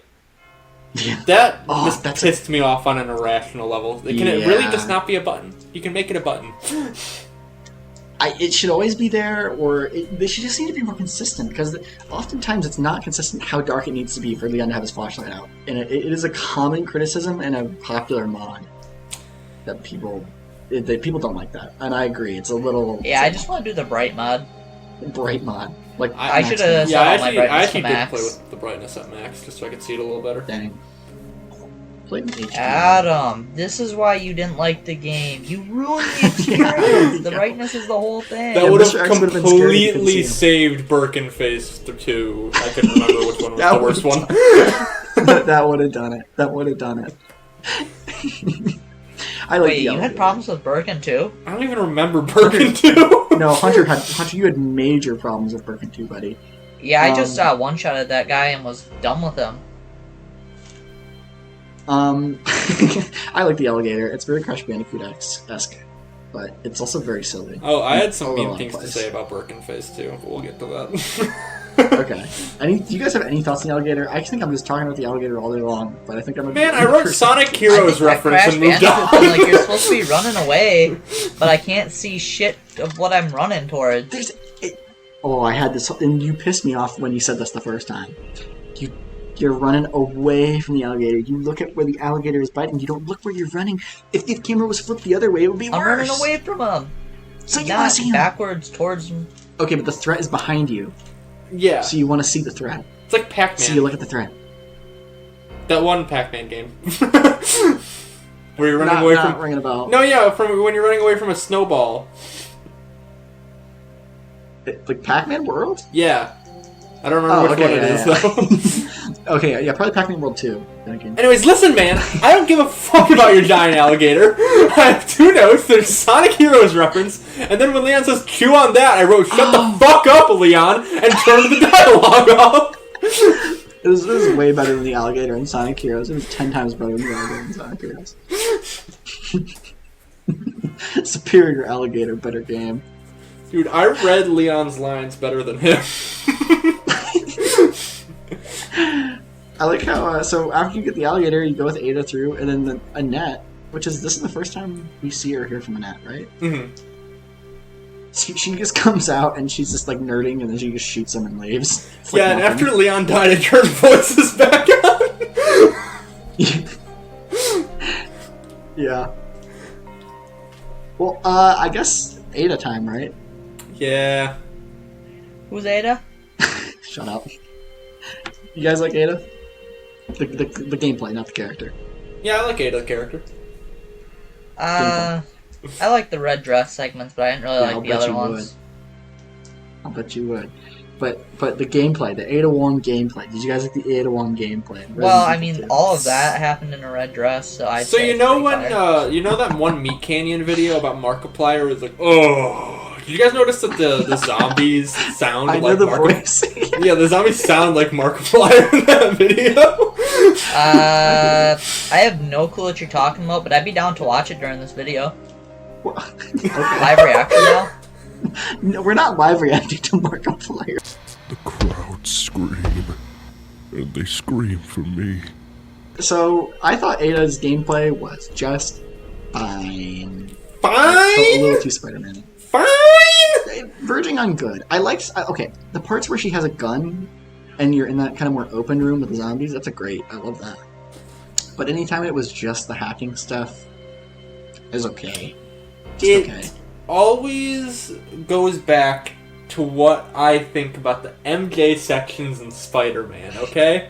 Because at the end of the day, it's not that bad to like take a break or go to a more exciting segment, but when you're stopping what is supposed to be the good stuff for a worse segment, it's really annoying. Like, Ada just plays objectively worse than Leon and Claire. I don't know. It's kind of defenseless. She's got a little bit of a strut to her walk. She's hotter, yes, but she's not as fun to play. Well, but I don't know, man. I just think the Ada Wong segment is truly like the epitome of my enjoyment for the game. Okay, buddy. Bro's not talking about an Ada Wong segment in the game. He's talking about something else. I'm shocked you managed to beat this segment, Hunter. Did they have accessibility segments to play it with one hand? You would not believe the degree to which this man could not. He could not understand the hacking mechanic until, even after it was over. Like, the last hacking puzzle was just a nightmare to guide this guy through. It was painful. It was intuitive to me. I thought it wasn't hard. It was not intuitive, and I'm sorry, but Adam, you need to back me up on this. You had to scan where the wires are in order to see them. They couldn't have like a spider sense thing where it sends out like a sonar and you can see all the wires or some shit. Well, it's meant to be like you feel unsafe because you got to walk around slowly with your gun out, or like with your like scanner, and you can't pull out your gun while you do it. It's meant to make you feel like vulnerable. It didn't. Okay. I just killed all the zombies in the segment where there's zombies and scanned. Dude. Bro had like the 5 times chance crit mod on. What? Are there crits in this game? Is that a thing? Yeah, when the head explodes. Adam, did you not crit once? I don't know. He didn't know it was considered. It's when the zombies' heads just completely explode. I only went for headshots, so sometimes their heads exploded, sometimes they didn't. This game has really good dismemberment. When their heads exploded, that was a crit. Okay. Like, did you know, like, when you can shoot off zombies' arms and legs and like, you can literally turn them into like the Black Knight from Monty Python. Yeah. Where they wriggle around. It's really good. It's so good. It's really good. That mechanic is the only thing keeping the submachine gun relevant. Yeah, for real though. But yeah, I guess I didn't mind the Ada stuff. I thought the Mr. X Ada part was really cool. Like, that wasn't hard, but it was intense for sure. Because you don't know where to scan, so you're desperately running around. And there's a part where you have to double back around to scan something by the door, unless you preemptively did it. That was great. I love that part. It's the highlight of the Ada segment. The rest of it, I can live without. I didn't even remember that part, so it's not damn. I highlighted it in my notes. I think I just like Mr. X more than everybody. I think I just saw Mr. X and then just kept going. Ugh, despicable. Well, I will also say I was wrong earlier, because earlier I said I died only at Broken 2. I did forget. I actually did die in the Ada segment during the freaking incinerator. And it's not because it's hard. I couldn't find the starting electrical point in the back corner. I just didn't see it. So I died. But as soon as I found that, it was easy. Bro died in the incinerator! I know. Listen, it wasn't hard, but if you didn't see it, you were just screwed, right? Sure, I get it. This is... I don't know. Well, Hunter died multiple times, so... In the incinerator? No, I only died one time inside the incinerator. Yeah, you died multiple times in the incinerator. No, I only died one time in the incinerator. Maybe because I walked you through step by step what to do, but I'm pretty sure you died twice. No, I only died one time in the incinerator. Alright. Are we gonna be here till 9? Whatever. Yeah, can we just do this for a few minutes? Can we just go back and forth? But, I don't know, that's pretty much the end of the Ada stuff. Coming from you, Mr. C rank. That's spoilers. But, yeah, I don't know. I've A-ranked Resident Evil games before. I don't need to take this from you. Mr. C rank, I'm sorry, but it sounds like you're the worst person in the room. Yeah, I actually got an S rank on one of my runs, so... Bullshit, you got an S rank, you freaking liar. Adam, what the hell are you No, doing? he's a liar. No, He I didn't actually get an S rank. did, but to be fair, I cheated. How did you cheat? What do you mean you cheated? When I played Claire for the second time, I did it unassisted because I couldn't be fucked to do the full thing again. Oh, okay. Fair enough. I mean, I considered doing that for Claire B, just to rush it faster, but it ended up being so easy I didn't need to. Yeah, I already played Leon A, so I was like, Claire A, I'll just fucking... Yeah, it's the Can same we talk thing. about the police chief yet? No! No. That's for Claire B! We'll do that after the bonus game. But I don't know. That's pretty much the start of the real sewers. And the real sewers, my biggest criticism with the real sewers is that they just aren't visually interesting. But the actual layout and gameplay here, I think, is really good. Blight Town. It's not like it's easy. Blight Town's hard. Blight Town's not hard. Just get the master It's key. annoying. Just pick the right item, loser. Yeah, that's cheating. That's not the real way to play Dark Souls, you faker. Blight Town, if you actually go through all of Blight Town is moderately difficult, I think. I've never gone through all of Blight Town because I'm not stupid. And you're sitting here now. Okay, this might be comparable to like Bitch Boy Blight Town, yeah. But I didn't think the sewers were hard. I just thought they were like probably the low point of the game. But I still like them. I like the chest riddle, where you got 6 plugs. They're all chess pieces, and it's like just some. You got to go find the other 3, and it really is just like the queen's across from the rook, and the knight are on the same side, and the bishop's not next to.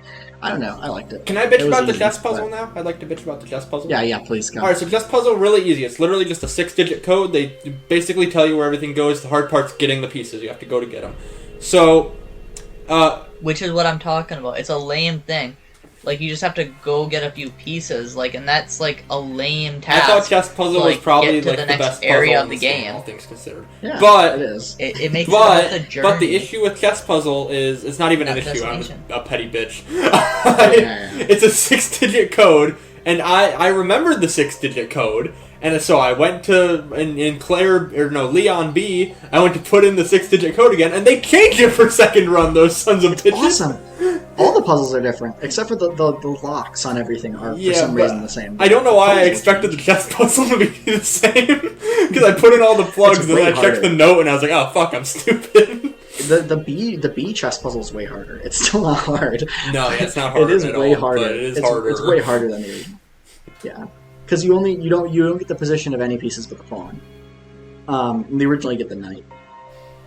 But I think I still I did don't it know, first man. try in second run, but yeah, well, it's I mean, I literally think I just also got the right pieces. solution first, but I had to think about it a little longer. You know. What's but, even after chess puzzle? I mean, chess puzzle is the end of the sewers, but the in-between's not all that interesting. I mean, the one interesting part of the sewers is that there's not many zombies. You get these big-ass monsters, and the first time, you only really have to kill one of them with your guns, and they are spongy as hell. And then you gotta run past the 3 of them. And that part of the game was kind of frustrating, honestly. I didn't die, but it was just very kind of clunky. It kind of just felt like I was trying to stun these guys and they kept grabbing me and re-grabbing me and re-grabbing me. I did not like that hallway. I hated it, actually. I either just stunned him with a knife or a grenade, or just took the poison and healed later. It was annoying. I don't even... does the poison actually hurt you, or does it just make you stop? I think it just might. I think it might lower you to caution if you're at full. But then from there you just cough. Right. Well, either way, at the end of that hallway you get the last 2 plugs and you get the flamethrower. I did not like the plug puzzle down there either with the chess pieces. It was just busy work. It wasn't hard. Yeah. Like, there's only 3 possible states, really, that it can be in. And if you guess wrong, you just have to walk around a room a little bit. It's just kind of frustrating. I did not like that part either. I mean, maybe I'm being more negative about the sewers now, but it was really just those 2 parts. The very end of the sewers there I didn't like. I hated the sewers. It was my least favorite area. F tier. I mean, it is the worst. It is the worst. But it's still fun. I still liked it. It still feels kind of maze-like, and I like how there's a shortcut back to the RPD, if you guys found that. Yes, that's the elevator, right? With the key? Yep. It's not very useful at this point, but it's cool that it exists. It's a quicker way to get to the, for my 100% playthrough. Yeah, 100%, we know. But it makes it easier to get to the lock with the badge. Yeah. Yep. That's the main use, I think. I don't know. I mean, it's simpler. It's simpler than the RPD, and that's kind of the disappointment. Is that what's so fantastic about the RPD is that it's very dense, and the sewers are kind of the opposite of that. You really only go through each area maybe once or twice, you know. Mm-hmm. Although I will say, the sewers were much smaller in the original RE2. Like, you know how you switch over to Ada and then you switch back to Leon for part 2 of the sewers? Mm-hmm. That part 2 pretty much doesn't exist in the original RE2. It's pretty much after you play as Ada, it's straight to the train. So even if I think it's probably the weakest part of the game, I do like that they added it. Imagine how short the game would feel without that. But imagine how much better it would be if we spent more time at the police station, or maybe even got some Tyrant stuff in the city. I would rather that than sewer stuff. I agree. Tyrant in the city, or even Tyrant in the sewers, would have been better than just sewers.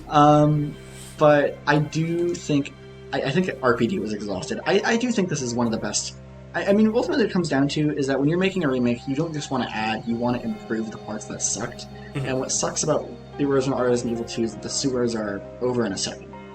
So, and the lab was too long, is really what happened. The ratio of lab to sewer was way off. It was like 3-to-1, when in the remake, I think it ends up being more like, I don't know, 1-to-1 pretty much, right? Maybe 1.5-to-1?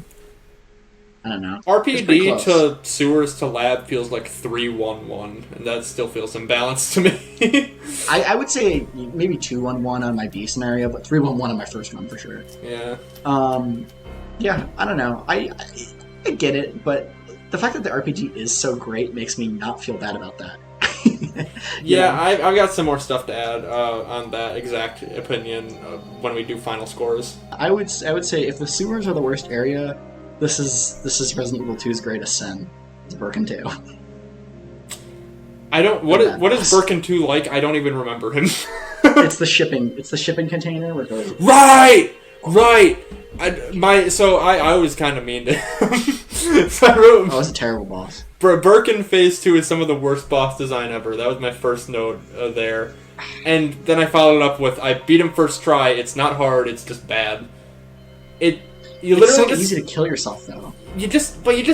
Birkin in the sewers is actually the worst part of the game. Straight up, no hold. You just stun him, walk over, press the button, and you do that twice, and he's dead. What? Yeah, what? But the thing is, stunning him... It's bad. Yeah, stunning him, if you don't have the items to stun him, which they give you, like, I think one stun grenade in there, he'll do this move where he roars, and if you... Okay, here's the thing. If you're out in the open trying to lure him, right, and you had just pushed the switch to make the crate start coming over to hit him, and he roars and charges and he's about to grab you, you can't do anything. Because you can't do anything fast enough to stun him. He's going to grab you and you get fucked. So it happened to me like 3 times. I died once up to this point, and then I died like 3 or 4 times to this boss. I hated this boss. And listen, I don't think it's one of the worst bosses I've ever played, but I think it's bad. I mean, I had moments where he was like right by me on the button, and like the crate was coming back. I just ran into the crate. He followed me, did like a large wind-up attack. He can't turn around on a dime, so I just walked back. I'm sorry. I can't. It frustrated. When I was watching Hunter play, we even tried doing stun grenades. It feels random whether he's gonna get you or not, or if he's gonna charge, or if he's gonna like do some big wind-up attack. Because he homes onto you when he does his grab move. So you can't evade. That's one of the problems with the boss design in really all Resident Evil games. And they tried to fix this in the 3 remake of all fucking games that they fix a problem. It's the 3 remake, where they added that dodge button, which technically was a thing in the original, but it was terrible in the original. It was like almost frame perfect input. And Resident Evil needs a quick movement option. And I get it goes against the whole like sluggish, awkward movement, but when there's bosses, and the whole point is you need to dodge a boss attack, and the solution is to run away from the boss and hope you don't get hit. But half the time you will. I hate that. It's so bad, honestly.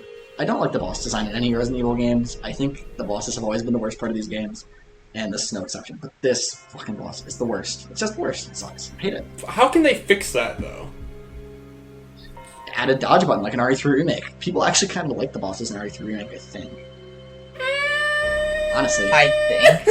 I don't know about that one. Did you play RE3 Remake? No, I didn't, but listen. No, I'm just curious. I was just curious. Hold on. Listen, I am very familiar with the concepts in RE3 Remake. My point with RE3 Remake is that I know people hate the depiction of Nemesis, but I think people actually enjoy the fighting mechanics in RE3 Remake, is what I'm saying. Like, I think people actually kind of enjoy the combat. Compared to RE2 Remake, I think what they changed in RE2 Remake was actually new.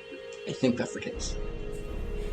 That's a fair assessment. I would say the bosses in RE3 Remake are actually worse than 2, except for, like, the first Nemesis fight where he has a flamethrower, but, like, other than that, I'd say they're all worse.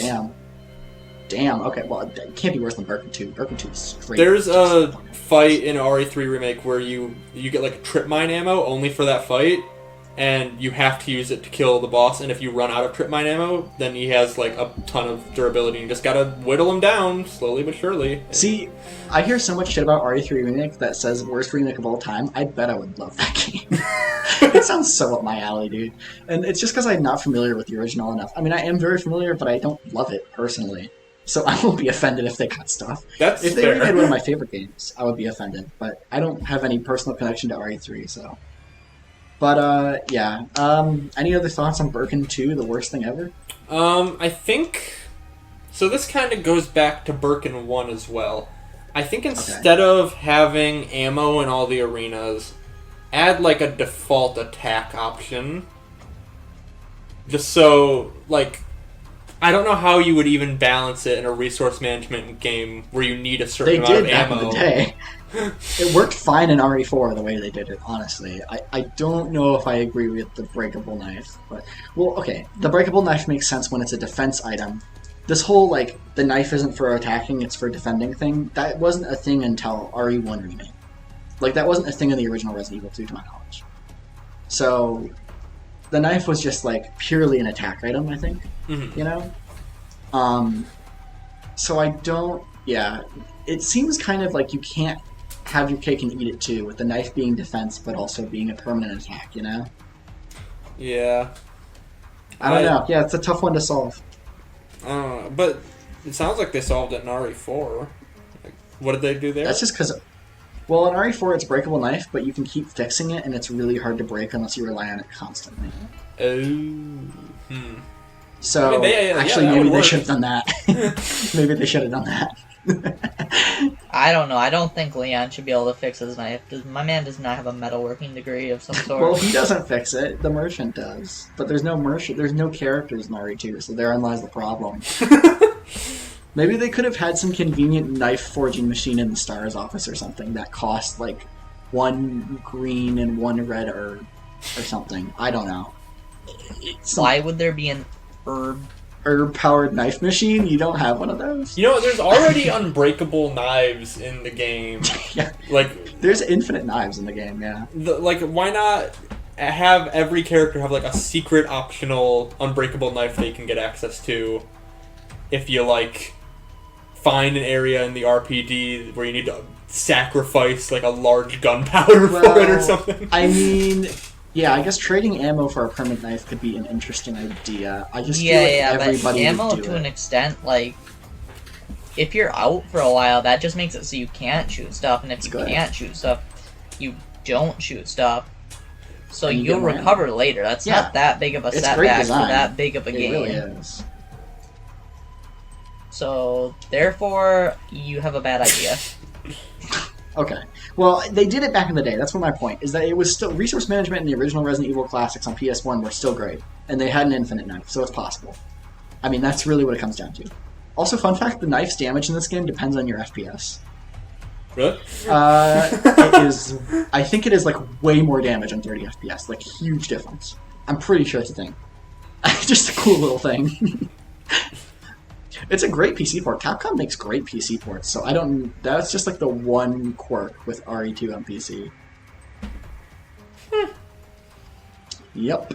Well, I guess if you guys are ready for the lab, right? Yeah. Oh, I didn't play that part. Hmm? I didn't play that part. You did. No, my credits rolled early. Okay. Adam, you were gonna say something? No, I'm thinking about the lab. Okay. I'm just pondering. You got some lab trauma? Before we get there... I'm over here with, like, vitriol in my heart thinking about the area and what could have been, but yeah. I thought the lab was perfectly good and great, even. But there's a little cutscene where Ada gives Leon a little kiss, and she's like, do you trust me? He's like, do you trust me? But do you trust me back? And they kind of go back and forth a couple times, and then... But Ada's still, like, hurt, right? Yeah, what the fuck was that? Riz, dude. I didn't like that part because, you know, Leon's not really a self-insert for me, so, you know, it just kind of didn't work with my head. I really just didn't feel represented by Leon. Really? I don't feel represented by Leon, I just love him. Bro, you need to hop off the Leon. You don't get it, bro. I personally think Claire should have been a 6'1" male with brown hair. You'll love Resident Evil. Actually, you'll love like every other Resident Evil game, pretty much. I mean, pretty much all of them have a male protagonist with brown hair. At least like the ones with two protagonists do.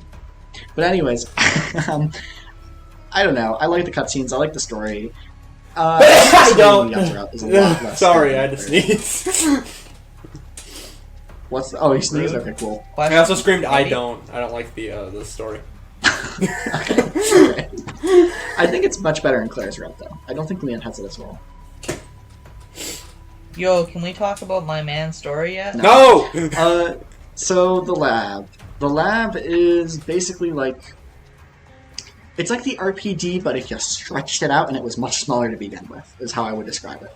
That sound about right? Yeah, it's also fairly linear. Yeah, it's pretty linear. I mean, it's weird. The way the lab works is that you kind of get a bubble at the entrance of, like, rooms. And then there's a long line, and then there's a kind of a triangle, right? So there's the first path you came from, and then there's another one, and another one. And I thought, okay, all these are going to be approximately equal in, like, length, right? Nope.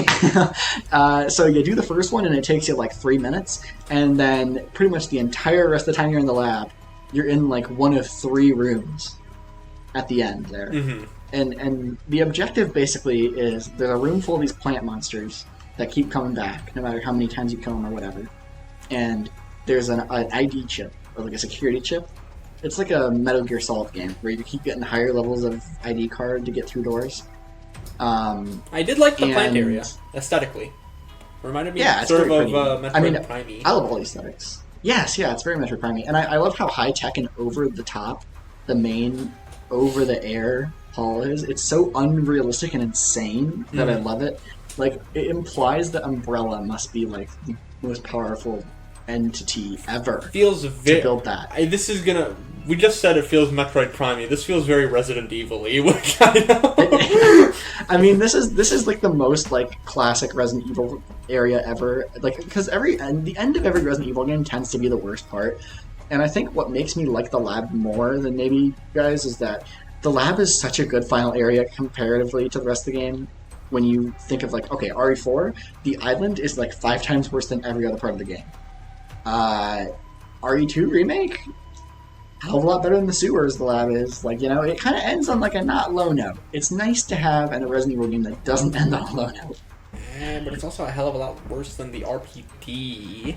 It's not as good as the RPD, but it's still good. I like how there's still some like kind of shortcut Dark Souls-y, like, you know, light Metroidvania design here, where you get codes, go back to like a central room, which is the one with the solution.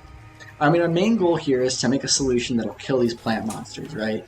So you have to get the 2, and then you gotta go get the solution, and to get the solution, you gotta find a code elsewhere, and then you gotta freeze the solution, and it's like you gotta do like this little, like, you know, it's like a little mouse going through your maze back and forth and back and forth. I found 0 codes. Sometimes you can... I spent an hour brute forcing all the codes.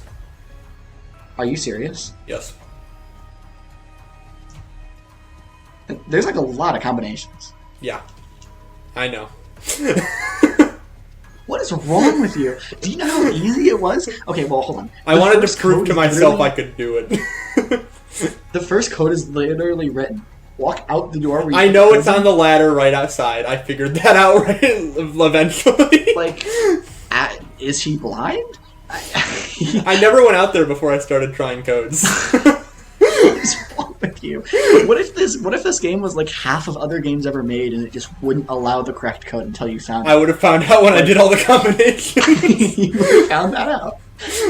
But I will say, the second code that you have to find, Hunter, I helped you find it. But it's some bullshit. Yeah. Adam, did you ever find out where the second code is? Yeah, it's on the bottom of the stupid trophy. I had to Google it. I don't know why I didn't think to examine the trophy, because every useless item in a Resident Evil game means that you have to, But still, man, that was so unintuitive for me. I don't know. Maybe I'm dumb. There's a note that says it's there, isn't it? Oh, I didn't see that. I probably picked it up and then pressed the B button. It might be in the second run exclusively, because I think there's something like some scientist was asking if they knew where his trophy was. Something. It's important. I didn't read it. I skimmed them. But I do like a little further down here. You get this little tuner box to solve a lot of these like electrical puzzles. It's so simple, but I do actually really like that too. I do. I feel like it's a lot better. What it accomplishes over a Spider-Man puzzle, and I assume that the audience just knows what I mean by that by now. Yeah. Substitute Spider-Man for shitty. I love Spider-Man, by the way. It's like a 9 out of 10 game. But I do think that the tuner puzzle is a lot better because it kind of isn't that obvious at first. Because okay, the tuner fits perfectly in this thing. It has to go here. But it doesn't work. So you examine it, and you see it's just, like, I don't know, it feels like you're figuring it out on your own. It doesn't feel like it's immediately told you what the objective is, and you just gotta do the steps. It's like, okay, I know this is gonna fit here somehow, but what am I gonna do on this thing? So I thought that was good. I didn't think it was hard, or even remotely, but I like the tuner puzzles. Right, I thought it was, it's a huge upgrade from the Spider-Man puzzle, because, like, let's compare that frequency puzzle to the Spider-Man frequency puzzles. You just get, like, map segments in Spider-Man. In this, turning on the lights feels so important for no reason other than just you can see now. And the top, the light box near the entrance is totally optional too. Mm-hmm. In fact, that's kind of my one complaint with that puzzle is I wish, obviously in the second run you get it like right at the start, but I wish in the first one you also got it sooner so I could have light. I do like that you can remember that was there and go back for it. But I also, on the second run, I was like, thank God, because I'm not going to even bother if you're going to make me run all the way back. But also, it's the lab, because why would I go back there? I mean, like, okay, one little detail I did notice, this game has some really great environmental storytelling, which we haven't really touched on much, with letters and blood trails and certain zombies being in certain places. And one of my favorite instances of that is when you first get into the lab at the front desk, you can find a checklist of logins, and the last guy never checks out. But you can find his body hidden in the first light panel when he falls out of his little safety chamber. Mm-hmm. I don't even think he's zombified. He's just dead. And you can find a little letter from him saying like, "What the fuck is going on? Like, I thought I was coming to the hospital or whatever." Mm-hmm. It's like it's so good. You can see how people came through and like when exactly things went to shit in different parts of Raccoon City. It's really good. But the issue was, I only found that on my second run because they give you the tuner right at the start. Fair enough. Such a good detail though, and there's a fair amount of that in this game. Fair amount. The thing is though, I will say, almost none in the sewers. So, although, and we didn't touch on this before, but the VHS tapes. They give a little bit more lore here about Operation Nest Wrecker. And I do like how... I don't really want to go and make a full deep dive on the lore for this game, honestly, because I just don't care enough. I don't know if you guys do, but I do like how you kind of find remnants from every perspective, because, it's Leon, it's Claire, but it's also Hunk in the Fourth Survivor, which is like an extra mode in this game, where you play as a guy who came in to kind of be the cleanup crew. And I do like how you find, bodies of his crew, VHS tapes of their, police recordings. I don't know. Mm-hmm. This game has a lot of good environmental storytelling, I feel like. Yeah, this game made me get a VHS player. Did it? What's even next? Kinda How weird. is it? Well, say- speaking of VHSs, there's the VHS of. Well, what are you swatting at? Oh, I was gonna say something. I was just gonna say real quick. It reminds me of Half-Life 1. If you play the expansions of Half-Life 1, you see all the other characters or like stuff they did afterwards or before. That's all I was gonna say. It was just like Half-Life. Well, one of the VHSs in Nest shows you the SWAT agents or whoever they are killing Birkin, and they find out that they were supposed to take him alive, and they check and he's dead. He's like dead. And then a future VHS shows that he's not in fact dead. Yeah. And he injects himself with G. So how? What? What? So, well, what happened?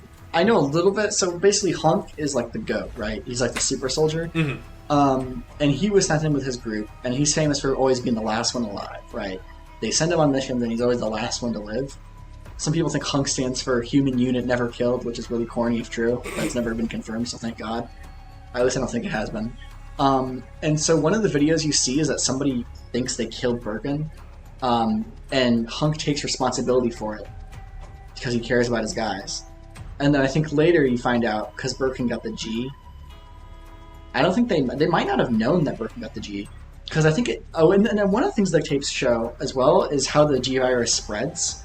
I don't know if you caught this, where the tube breaks and the rats start licking it up. Mm-hmm. And then they got in the water supply. I don't know. It's just cool. So but the game never spells this out for you directly. That's what I mean. Well, my first hint of that was the clip of them taking some of the virus, and then Leon goes, "That must be how it spread." Well, listen. Some games are way worse than this. I think it does enough show don't tell. It does enough. I do agree, but I just think that was a funny example. Okay, yeah. I'll give you that. So, I guess we never really finished the lab, but I do like how when you got the ID card, Mr. X just comes back one last time. I did not see it coming. It scared the crap out of me. Oh yeah, he does. Yeah, but he doesn't leave the room. I wish he chased you. It's such a non-issue. Yeah. Like, I don't know. That would be my full case with Mr. X. You just gotta run past him after he swipes at you. I was talking about... And he's on his 20-second reset. I was talking about the timer idea with Mr. X. How about this? He's on a timer, he can go into every room, and you have to stun him in order for him to go back to his timer. I don't know, man. Well, so you're saying he would continue to chase you relentlessly? He would always know your location, and he can go into any room, but you have to knock him down in order for him to reset to his timer. I don't know. Yeah, but you need a special gun that can only be, no, that is gimmicky, no. Well, I don't know. I like the stealth element of walking slowly and not shooting at enemies because you don't want to attract Mr. X. I think that's really cool if that's a thing. But in fairness, Mr. X is never really aggressive enough for that to come across too clearly in gameplay and execution. Wait, can he hear gunshots and he'll come towards you? Oh yeah, 100%. Oh, I didn't even know that. Oh, he's like super smart. Yeah, and what's really cool about Mr. X is that he's actually genuinely patrolling the RPD even when he's way off screen. Like when you're on like the west side of the police station and he's on the far east, he really is going room to room. I think that's so cool. But maybe I probably think that's way cooler than everybody else. No, I think. So I guess, like I said, idea-wise, that's cool. I just wish it was executed better. I still think the execution's really good. It's just not hard enough. And if we put this game on hardcore, maybe it'll be the best thing ever made. I'm not gonna do it. But again, I don't. I didn't like the puzzles that much. I do think he is faster and more aggressive on hardcore, though. I have heard that is the case. He felt more aggressive on B scenario, but I don't think that. I think that was just placebo because he showed up a lot earlier. Right. But I guess Birkin 3, right? Yeah. Spongy boss. He's so he's the one boss I actually kind of liked design wise, but he has the exact same best boss in the game, but it's Birkin for a third time. Right. It's also the exact same issue that every other version of Birkin had, where you just run around, grab all the ammo, and then just wail on him. I wish there was a little more, but this one does it the best, I guess. I do like how the ammo is in 4 corners, so there's always that pressure of, oh, I'm going to go get ammo, but he's going to corner me if I do. And I also like how his attacks are more situational in this boss, because like he'll pick up tanks and you can shoot his eyes. You're going to wait to shoot. You maybe want to leave one eye left on him, right? Mm-hmm. That's easy to hit. Or maybe his back eye, right? Right. Well, he's picking the tank so he gets blown up, or how he pulls off the big one at the end and you have to get off to the sides. It uses the arena a little bit more. It's more interesting. It doesn't... And honestly, if you look at the original Resident Evil games on PS1, every single boss is... Yeah, I would assume. They're terrible. But I just wish, like you say, it uses the arena a little more. I wish, like, they introduce him doing that part where he lifts up the entire pillar. I wish he was doing that throughout the entire fight instead of just at the end. Yeah. I agree. I wish they had gone further with it. I still don't think the boss is great, but I think this one is... I think this boss is decent. I would say it's decent. But after this... you pretty much... I mean, you get some fun cutscenes with Leon, right? Ada... This frustrates me. So, Ada gets, you know... Annette is like, hey, don't trust Ada, by the way, because she's not FBI. Which is true. And then Leon goes to leave with Ada, and he's like, Ada, are you not FBI? And she's like, yep. They have this weird little conflict where it seems like they're going to go somewhere with it, but it kind of ends up being nothing because Ada just dies, like, immediately. Mm-hmm. But what really... But Ada doesn't die. I know, and I'm getting there.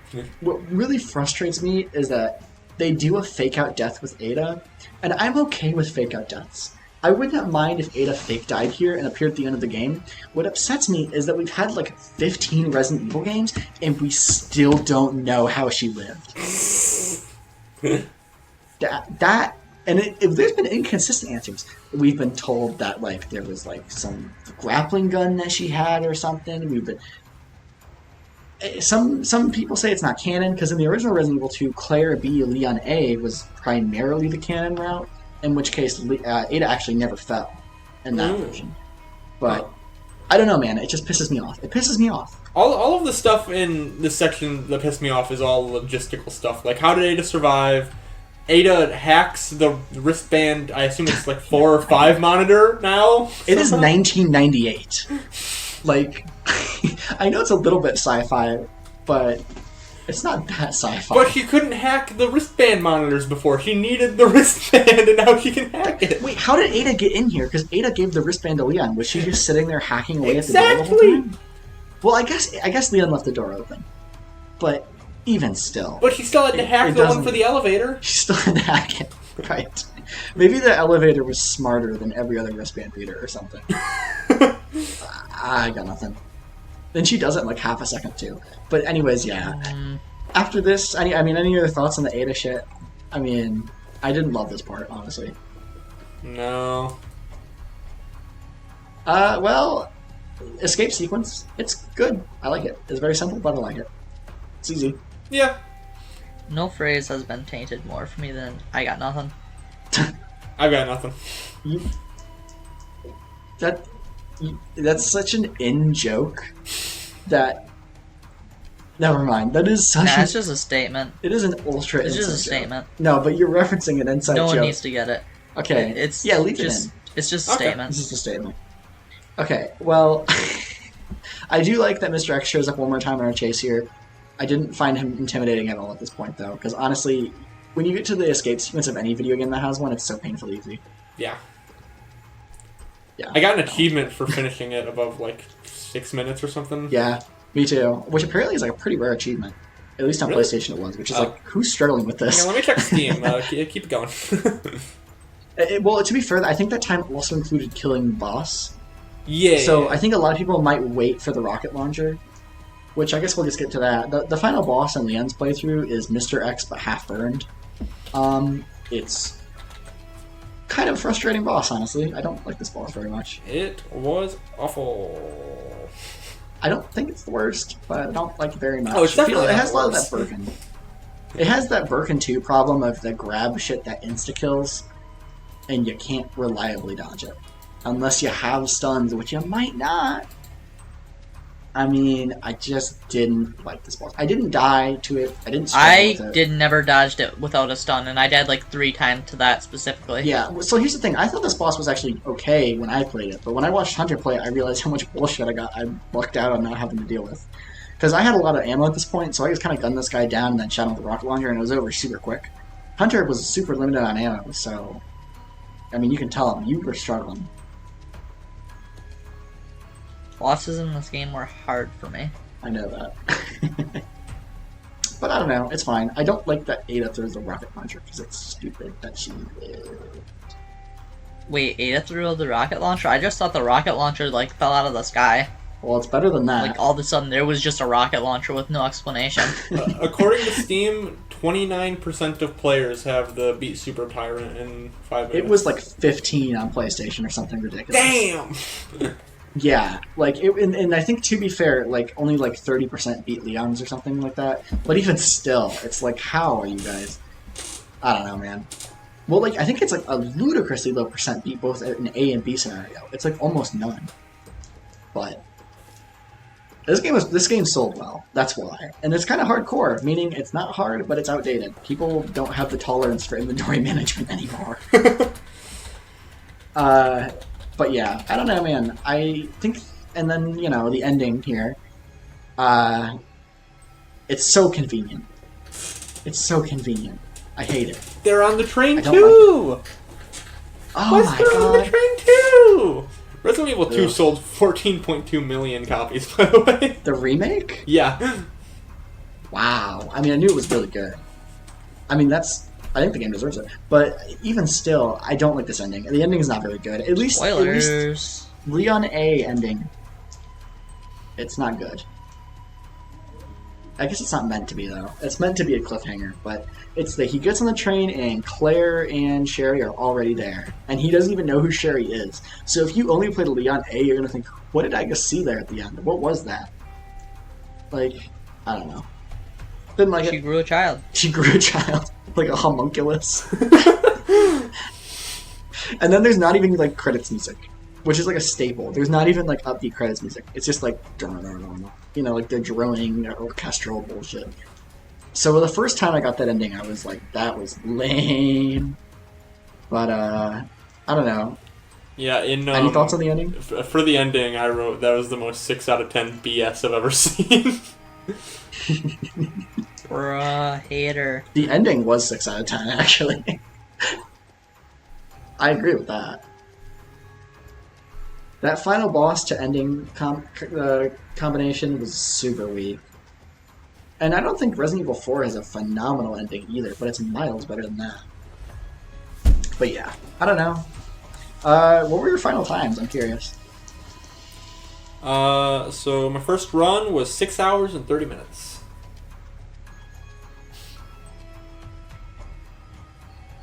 I did not take 6 hours and 30 minutes. Hunter, how long did you take? I think it was something over 7 hours, like 7. Yeah. 7 closer to 8. Now, I want to point out, I guided That's you. just my memory. I guided you through the whole thing. So at no point did you go looking for things. I took like 10.5 hours, you guys. Really? Yeah. You suck. Well, I was taking my time. I wanted to find everything. I wanted to like get every item and like kill everything I could. I wanted to do You didn't even get the Meg. What? You didn't get the Meg. I didn't know, and I was devastated. But I wanted to get every... I wanted to do everything that I could, but I couldn't do everything because I sucked. And I refused to use a walkthrough at any point.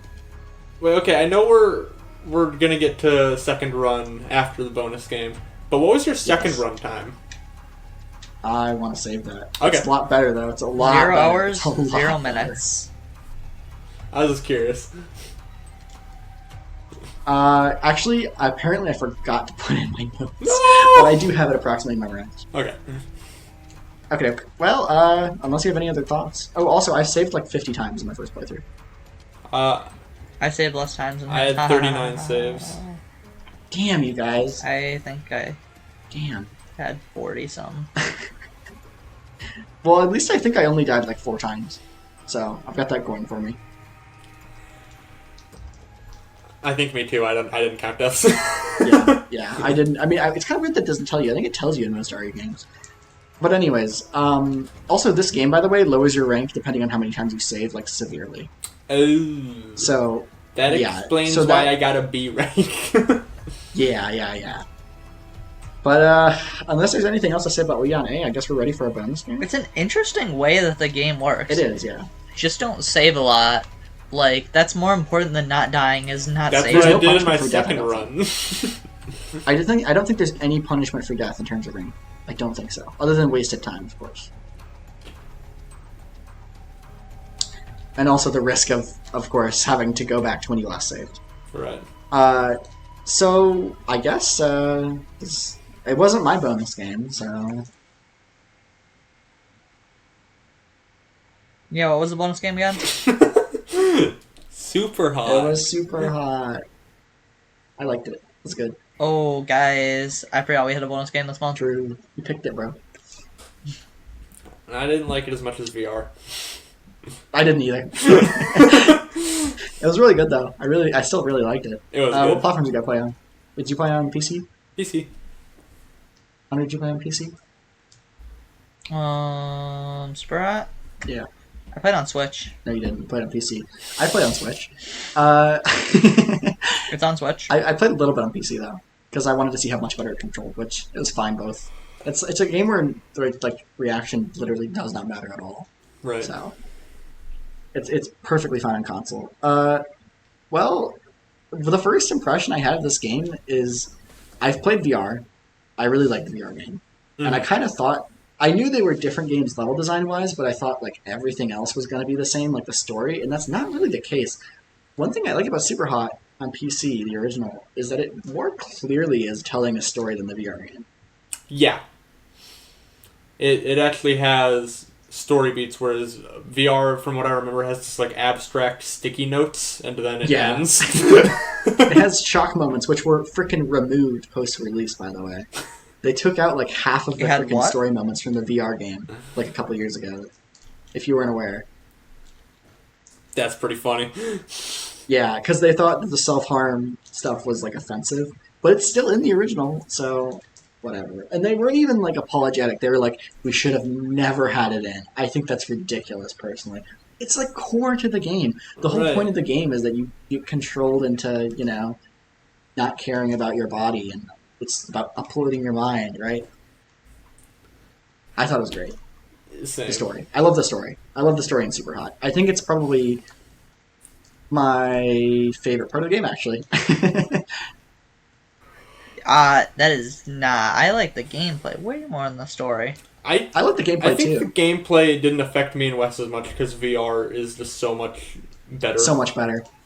The gameplay is really good, though. It is probably, I would say, the most innovative shooter I've played in years, like, honestly, in terms of original ideas.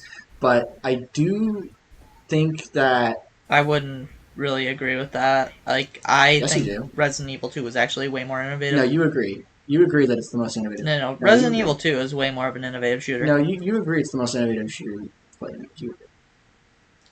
I literally played Resident Evil 2 after it, so it was the most innovative shooter I played in There years. you said it, okay. And then I played Resident Evil 2. Oh, okay. Well, as long as you felt that way at one point. I don't know. I thought like the meta-narrative, especially the ending, which I genuinely didn't see coming. I've always heard that tagline, and not to spoil anything, but I genuinely thought it was just a meme. I didn't realize that it was part of the story. That there's this meta indoctrination into getting people to play Superhot. I thought that's really cool. What do you guys think about the title screen? Just out of curiosity. I like the OS. I like it. There's not a lot to find though. No, I was kind of just confused. Listen, I'm a Linux user. I was actually confused by it as well, because one time it like locked you out and said you needed a password, and I just kept retrying it, and it was like, sure. You're back. Listen, man, I'm a Linux user. The thing you see when you launch Superhot is what I have to deal with when I'm trying to launch an exe file. Fergus got PTSD.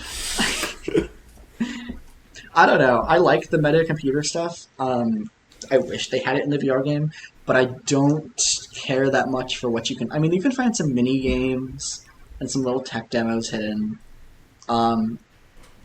But otherwise, I don't know. I didn't find it super entertaining. I didn't care much for all the extra modes they give you and stuff. It's just kind of like nice set dressing. And much like in VR, the sword continues to be the best weapon. Yeah. Well, shotgun's kind of the worst somehow. Opposite of every video game. How is it the worst? Because when you shoot it, it like progresses time a lot, I feel like. And it's so unpredictable. Like, I don't know. I always would rather have like a honestly like a melee, like a long melee. Oh, that too, yeah. Or a pistol. I don't know. I think the gameplay's really good. I mean, okay, obviously there's no way you haven't heard of Superhot, but in case anyone is listening who doesn't know what Superhot is, it's a shooter that takes place inside of a like fake computer where you shoot red guys with guns and attack them with bullets, but time only moves when you move or shoot.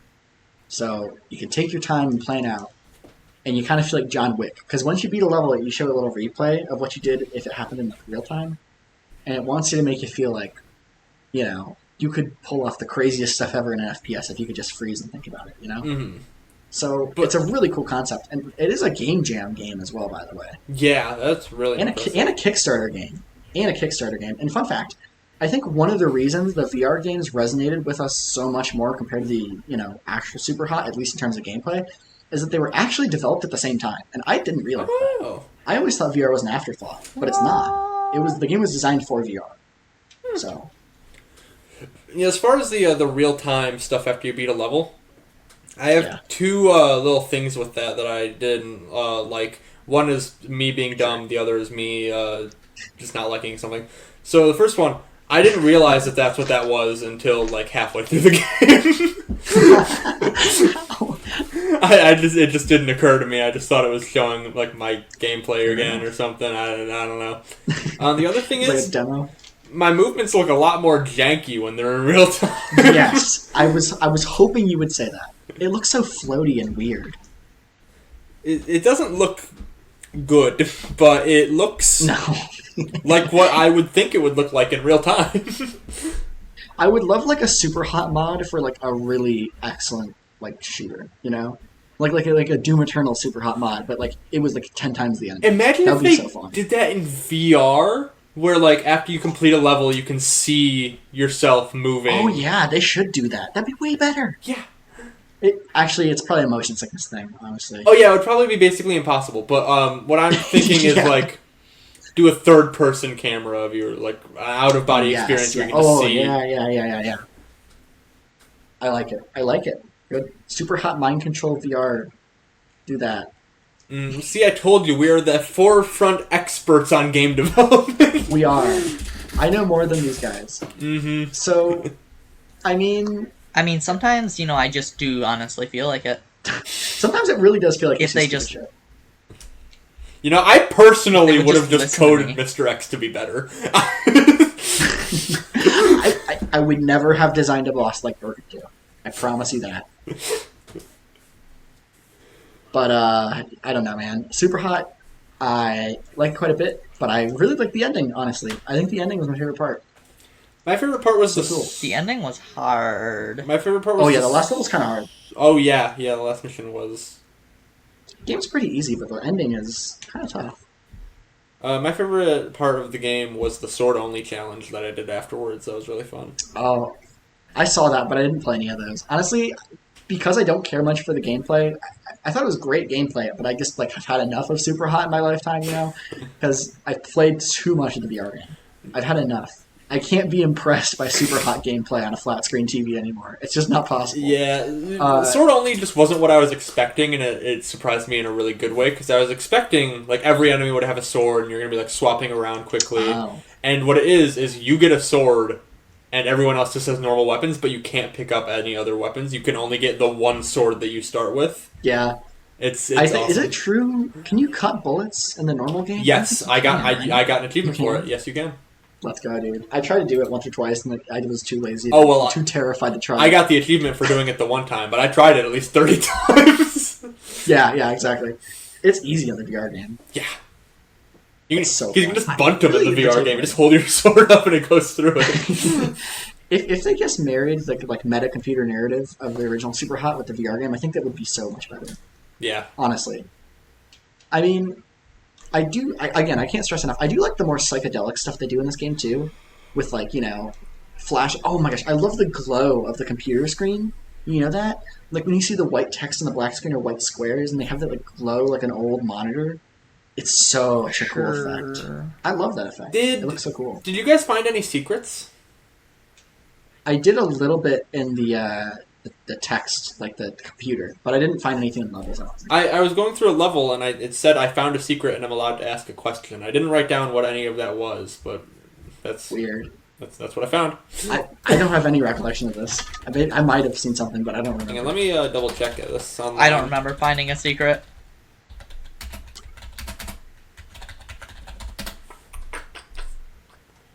All hidden terminals. Apparently there's a lot of them. Okay.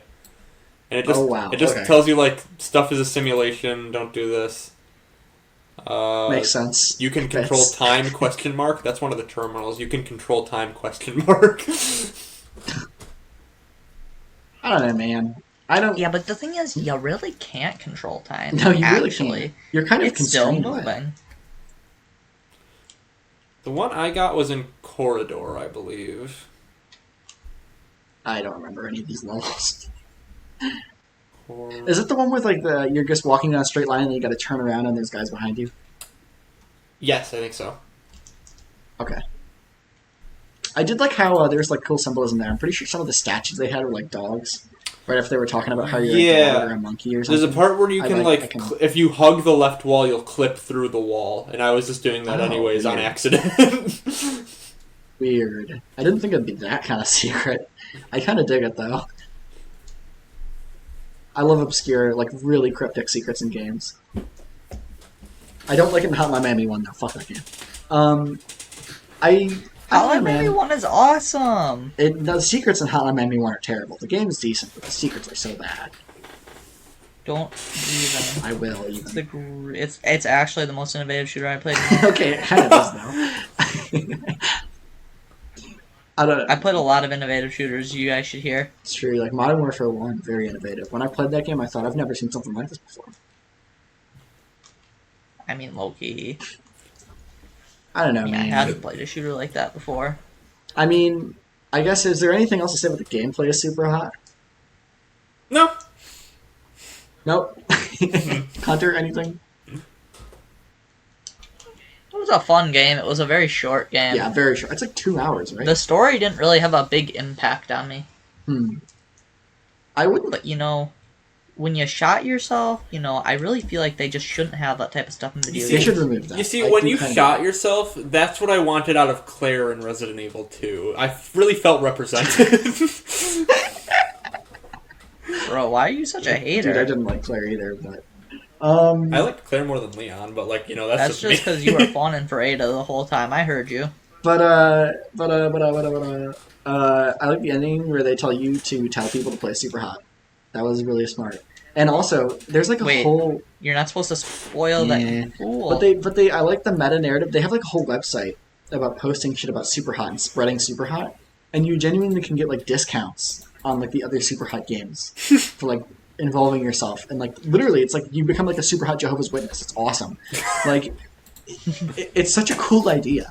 I've never heard of anyone doing this before, but there's genuinely, and like I don't know, man, I dig it. And again, I wouldn't say the story Congress should make that illegal. I wouldn't say the story was like whoa. It was more like the story took what I thought was cool gameplay and provided a really cool explanation for it. Yeah, it wasn't like profound or anything. It was just like yeah, no.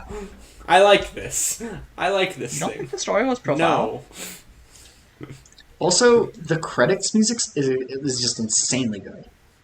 Like, I don't know if you guys felt the same way, but I've been listening to it. It's super catchy. It's like a Polish song called like Pavlov's Dogs or something. It's really, and if you read the I was not really into it. For some reason, this guy... You didn't like it? I'll check it out later. I was listening to the Guilty Gear Strive OST while I played. Fair enough.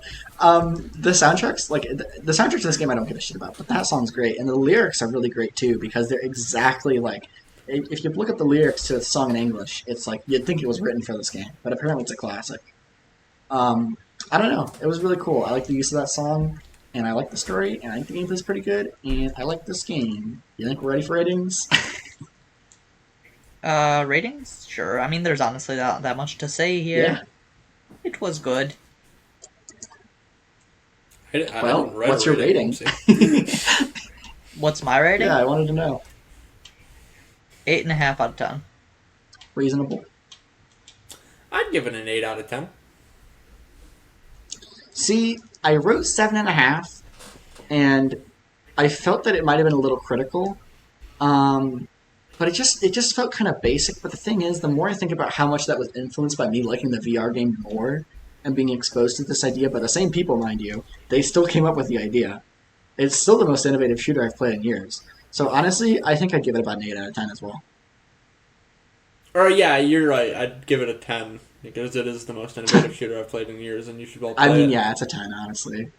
I would recommend it to all my friends. Mm-hmm. Hey guys, can I get Superhot 2 for free now? I mean, we have it. We can just... I already got it for free, bitches! Yeah. I mean, I would be down to do Superhot 2 like immediately next month, honestly, too, though, because like I kind of want to see where it goes. I don't think we should do a bonus game next month. I think we should do that for November. Or no, technically for December. Fair enough. Well, I guess if we're done with Superhot, we've got we can do a little bit of... We can talk a little bit about Claire. Although, honestly, Claire. I don't have a ton to say.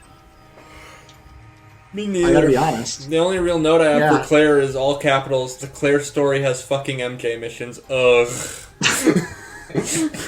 Well, okay. I guess the thing with Claire is that... And I'm gonna just conflate what it means to play as Claire and what it means to be a B scenario in the same thing, because they hardly change. Really, all B scenario changes is it changes some enemy locations and behaviors, it changes some item locations, it changes where you start the game, and it changes if you see the true final boss. That is literally it. Mm-hmm. And the original Resident Evil 2, like I already said, it changes way more. But I'm going to conflate the two here. So in Claire, you start like right outside the station, and you meet Leon the one time that he met Claire. So it feels like, okay, I'm meeting Leon quite a bit later than, like I'm starting this run much later into Leon's than Leon started, you know what I'm saying? Yeah. But then you start, and within like a couple of minutes, you're in the RPD, and you're like, hold on, I'm doing the same exact stuff I just did. And that continues for a long time. Except Marvin's dead, so... Yeah, he's already dead. That's literally the only thing. That was really sad, but why didn't Marvin shoot himself? He had the gun and he's like, leave me, and like points it at Leon. And he just doesn't shoot himself. Weak. Like, I like Marvin. Literally. My favorite part about... I hate Marvin. Well, he's a bad guy. My favorite part about Claire's story... His favorite part. My favorite part about Claire's story is the freaking child dialogue. Like when so keep in mind, when I played as Claire, I did Claire first run. And yes. The child, when Birkin, for first Birkin encounter, it's like, you need help, not me. He's right behind you. I do not like Claire. And He's right behind you? She literally says that. Yeah. I wanted to throw up. I mean, I do not like Claire. That's the greatest ever. I don't like Claire and Sherry in this game. I looked at some videos of the cutscenes in the original Claire in RE2 1998, and it's way better. I don't know what they did. And this is something I watched in the Sphere Hunter review. She's like the expert on all things Resident Evil. Mm. She talked about how Claire almost seems annoyed with Sherry. And once I heard her say that, and I looked back on these cutscenes, like, oh my god, she's right. Yeah. Claire constantly seems like she's inconvenienced having to help this small child survive the zombie apocalypse. Like, Claire, or Sherry was like, will you help me find my mom? And Claire waits like 10 seconds. Of course. Yeah, I'll help. Sure. What's up with that, man? When Sherry gets infected, and, like, her mom's like, I can't save her, it's too late. And then Claire's like, no, come on, we have to. And she's like, alright, bring her to my lab, I have a cure. Nobody likes Sherry, dude. And also, I like how Claire, when Annette, who is Sherry's mom, if that's not clear by now, is like, yeah, sorry, I don't think I'm going to be able to cure the kid. Claire's reaction isn't to be like, it's going to be okay, come with me, and we're going to make sure. She's going to be like, fuck fuck you, Sherry's mom. You're a fucking terrible parent. What is wrong with... It's like, what are you doing? There's a kid right there. What are you doing? What, huh?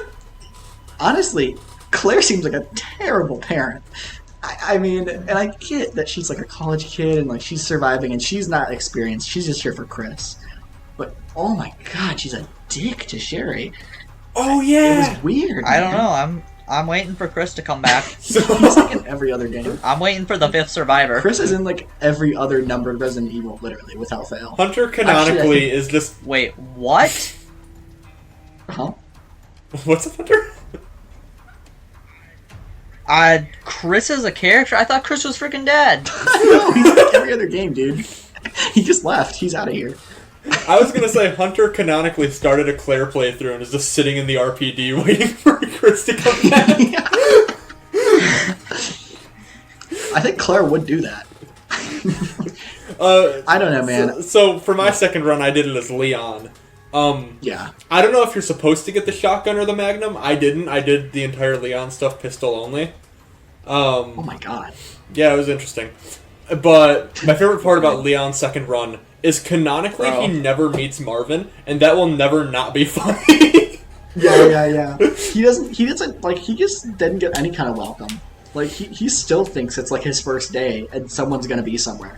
Right? For all he knows. Right. Oh, I should also technically add, as Leon in second run, you get 2 pistols, so... Oh, yeah, everyone gets 2 pistols in second run. It's weird. Mm-hmm.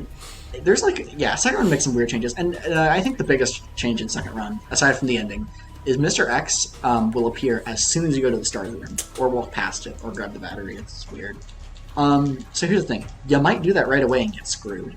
I did. But if you just don't go to the start of the room, yeah, if you exactly, I mean, and you can even see Mr. X up there on the camera. Mm-hmm. So if you just didn't do that, which intuitively you wouldn't, you'll never have to deal with him. Until, you know, the 3rd medallion, which is not that big of a deal. It's pretty close to when he shows up in the original playthrough, right? I didn't know what room he was even in. I just didn't go there on accident. Yeah. I mean, you have to eventually, but it takes a while. I mean, you can do, like, 80% of the RPD without going up there. And I guess, one other thing I noticed in the B scenario, it tends to, like... It makes some really small changes that you probably didn't even notice until I say them. So, I don't know, did you notice that there was a liquor way earlier in the B scenario? Yeah, it's in, like, the first left hall, isn't it? Or am I... That is where the first liquor was in the original RE2. So that is like an OG RE2 jump scare. So that's cool. I do like that they did that. Because it's something you think they took out, and they're like, no, we're saving it. I get it. I like it. But then they do, like, really random stuff. Like in the morgue, you know when you gotta pull that guy out and get the key? Mm-hmm. He gets up early. He gets up early. It's so random. Do you know how much someone had to think about doing that? Like, it's so funny to me. I don't know. There's so many little details like that. And I did like... There are some cool ones, though. Like, not all of them are completely mindless. Like in the kennel, there are no dogs. Because the lickers ate all the dogs, and all the dogs have been replaced by lickers. Yeah, that was great. Like that. Oh, I just remembered something because I was reading through my notes. Yeah. So in your second run, when you first got to Nest and you went into the room on the left, what was all in that room? Was there any important items? In my first run or second run? Second run. Like when you're dropping, so when you guys dropped Sherry off in that room. When you guys dropped Sherry off in there, was there anything in there? So here's the thing. My first run, I went in that room. Oh, you dropped Sherry off? Yeah. And that's what I'm going to say. When we first played as Leon, I went in that room. There's only supplies, and my second one was Claire, and I dropped off Sherry and maybe grabbed 1 or 2 things. I didn't think about it. So was there something different? So I never grabbed the shotgun. As Leon, when I went in that room, there was a shotgun in there. Whoa, I think there's probably a... I wonder if that's a B change, or if it's just if you didn't grab it. I wonder, don't know, I'm confused. But yeah, I had a shotgun for the end of the game because there was I think a it's shotgun a B change. I think it's a B change. I'm guessing it's a B change. But that's interesting. Well, I will say the lab is the point of no return, I think. So they might have done that as like a failsafe. Yeah. I don't know, man. That's weird. I dig it, though. I mean, there's a lot of stuff. I mean, like you said earlier, they had the tuner earlier in the lab. So it's not like the B run doesn't change anything. It's still interesting. Like, it keeps it up with the surprises. Earlier Mr. X is pretty interesting. No dogs is nice. Like, each area, I would say, and like, you know, Sewer has the harder chess puzzle. Each area has at least something going on, you know? except for the Ada segment, which has absolutely nothing. But I don't know. It was fine. As for Claire's story, though, I do think Claire actually does have a better story than Leon. I agree. I also kind of like Claire's weapons I more am than still Leon's. waiting on that big man. Wait. So, Claire first meets Sherry in the Birkin fight, like you said. He's right behind you. Mm-hmm. Kill me, bro. Well, she thinks, like, she's still saying Birkin's her dad and it's coming for her. By the way, little detail here. In the original RE2, Sherry would either be being chased by Birkin or Mr. X, depending on if it was A or B scenario. Just kind of an interesting little change. In this one, they chose to make it Birkin in the beginning, and then Mr. X comes and gets her later, which is kind of cool, honestly. But yeah, Sherry's segment doesn't come up till a bit later, but as soon as you get to the parking garage, Chief Irons is like, give me the girl, right? Mm-hmm. Yep. This is not at all what it was in the original. Oh. Like, yeah. But I was just saying, the original Chief Irons is introduced in his office, and he's not introduced as an evil guy. He's just introduced as a little bit off. Like, he still talks to Claire, and he's, like, friendly, but something about him is a little weird. He has, like, a dead body in his room that he doesn't really acknowledge, and he's kind of weird, you know? And I like that way more than just having a comically evil police chief from the start. Right. Although I will say that the notes kind of portray him as very friendly and likable, so at least you still get a little bit of that, like, you know, two-facedness. Sure, I mean, I didn't really see him as evil until... Honestly, really? Honestly, until he took Sherry. Oh, well, that's the first time we see him, right? Well, oh yeah, I guess you're saying the notes are nice. Yeah, you're right, never mind. Oh, yeah, you're saying based on the notes you thought the police chief. I hear you. Yeah. I guess that's true. So I guess maybe if you read the notes and you were paying attention, then I guess maybe you would still get that vibe of like, oh, he's a nice guy, and then it turns out, okay, I feel you know what, I like the game more now. you failed your mission. No, that's fine. I never said I didn't like the game. I just said it was disappointing. Yeah, that's fair. Well, you liked it less than I did, that's for sure. So Sherry leaves and she drops her little... I thought you freaking hated the game, Adam. I just said I think I had the most negative opinion out of the three of us, but I didn't hate it. But yeah, Sherry drops her little amulet, and now the gist is that Chief Irons wants the amulet. Chief Irons' goal is that he wanted the pendant Sherry had, and she lost it when she was leaving, right? So he needs to talk to Claire. And Claire's the electronic puzzle as well, but it's in a different spot. Do we really need to get into all the gameplay differences? Because it really is the same execution, right? No. Yeah, okay. So you need to answer my question. Really Why did he want the pendant? Because I thought I knew, but apparently I Oh, don't. you didn't realize? Oh, he wanted the pendant because it was used at the very end to get the antivirus. No, I knew that, but why did he want it? I assume he just wanted the antivirus for himself or his solid or something, or he wanted the fame. I don't know why he wanted it, but he wanted it. Or maybe he wanted to prevent it from getting out. That could be it too. Because he was benefiting from the G-Virus? I wasn't paying super close attention to like cutscenes or notes or anything like that. So when I saw the girl on the table in like the orphanage, I assumed like it was his daughter that was infected or something, and he wanted the antivirus for her. No, she is like the dead body from the original game that was in his office. Okay. He was like, okay, you don't know how freaky this is. I guess it's finally time. So, if you couldn't tell by his office, I've been waiting. The chief is quite a fan of taxidermy. Oh. That instantly filled in the blanks. He has a lot of like stuffed animals and stuff. And even in the original RE2, he's a big fan of taxidermy. But you can find a note on his table. And, let me just find it here, because I definitely wrote it down. So, he writes... Bro, someone's gonna find your note and you're gonna get arrested. So he found this paper. It's literally just on his desk or something. And it says... It's a log of taxidermies, and the first one is like something fairly not insane, I don't think.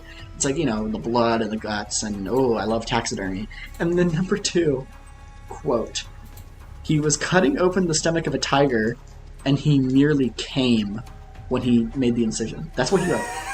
I nearly came cutting open a tiger. You know what? Honesty is key. Dude's true to himself. Can't fault him for that.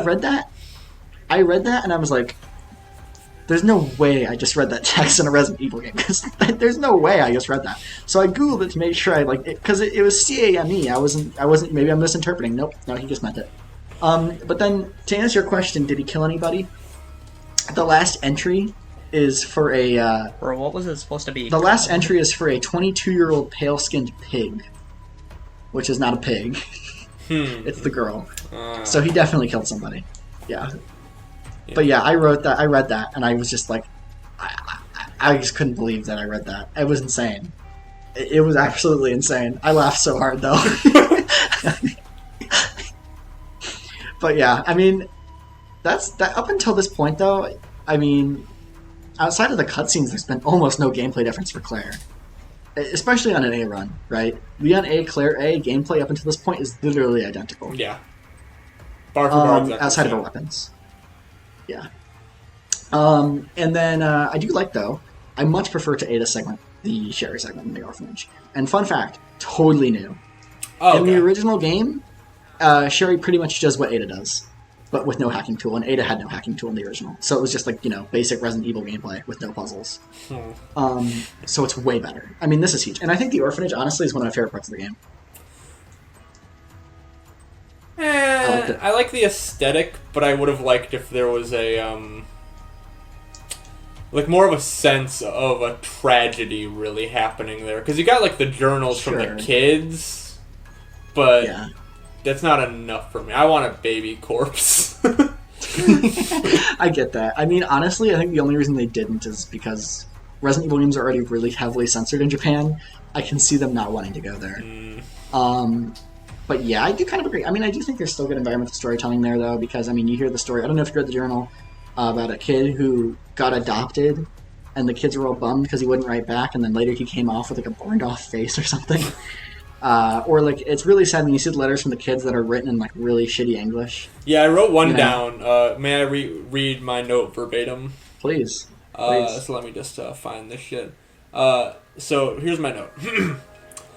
Dumbass diary kid can't spell for shit. Help me, stupid ass. Wow! Adam, why are you so freaking mean? This kid died, bro. He's dead. He's, like, experimented on, probably. And, bro, can you talk about how creepy that doll is, too, using the puzzle? What is with that thing? In what world is that acceptable as a children's toy? Oh, right. Right? Yeah, I don't know. Looking. This one?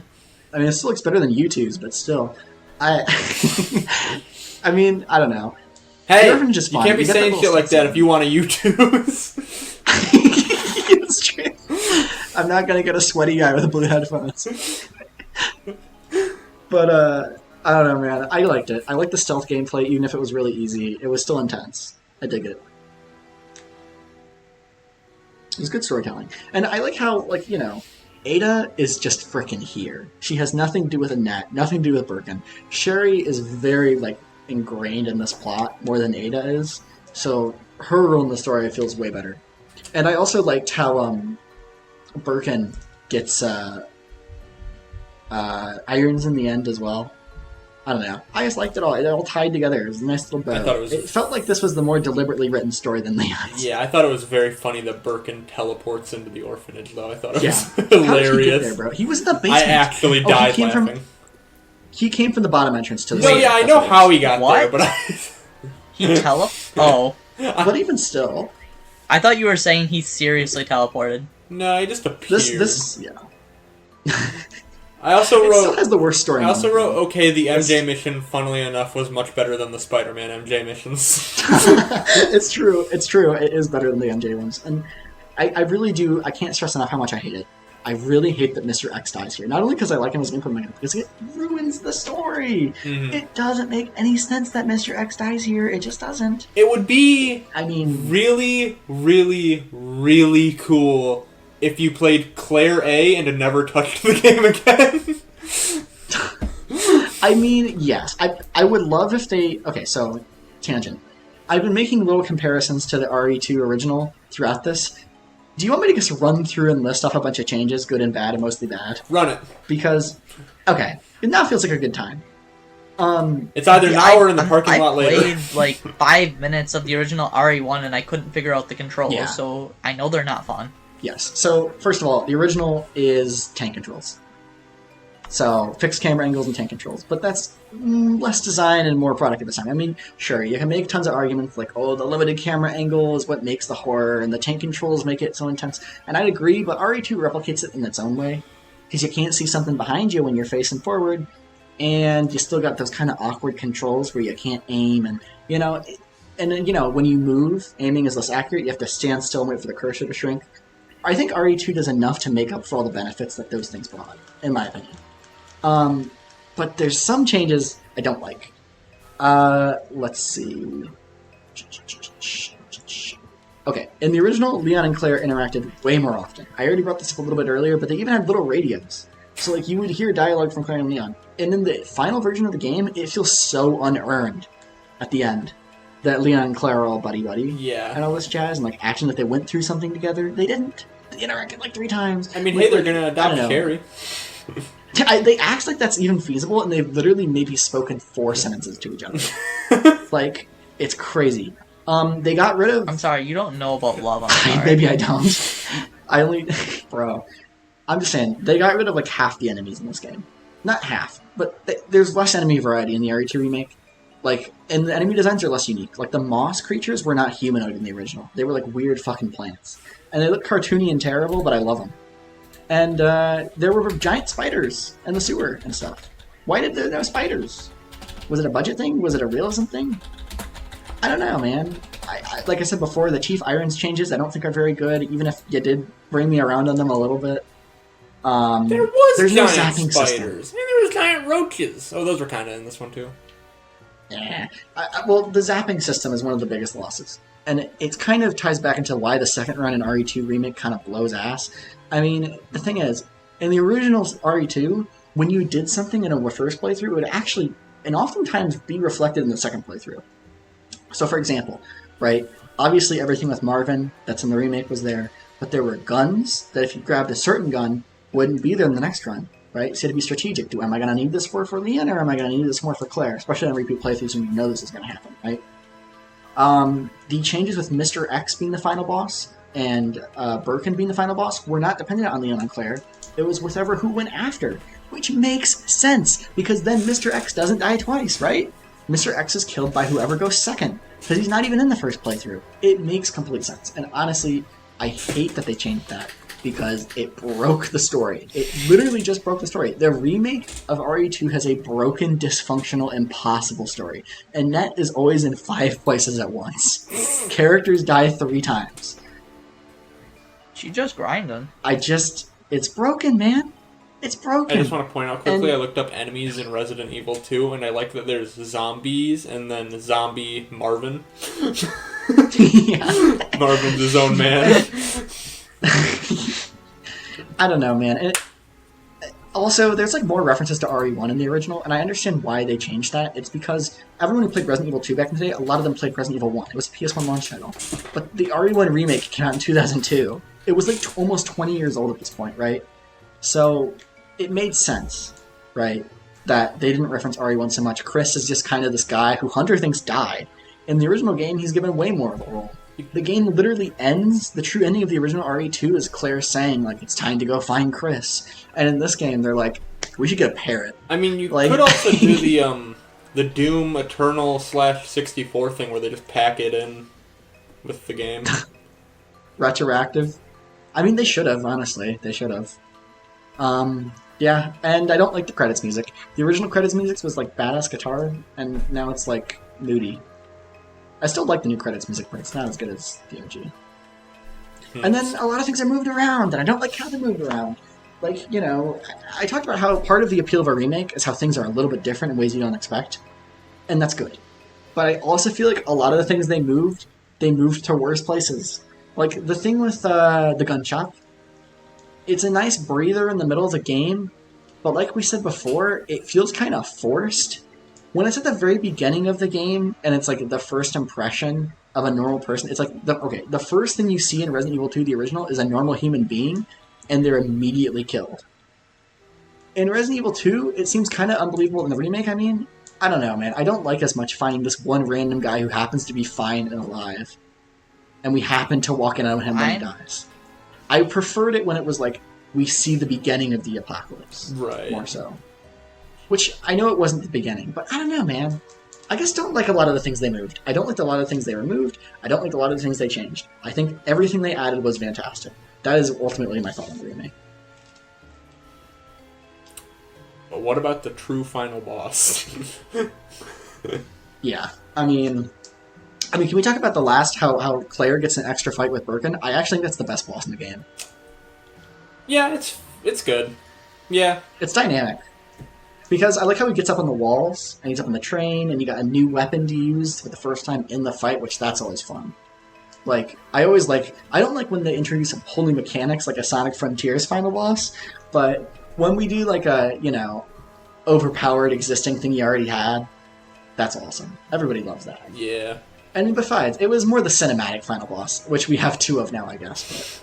But so I'm actually clear. So you did Leon B. When did you get the chain gun in Leon B to fight the final boss?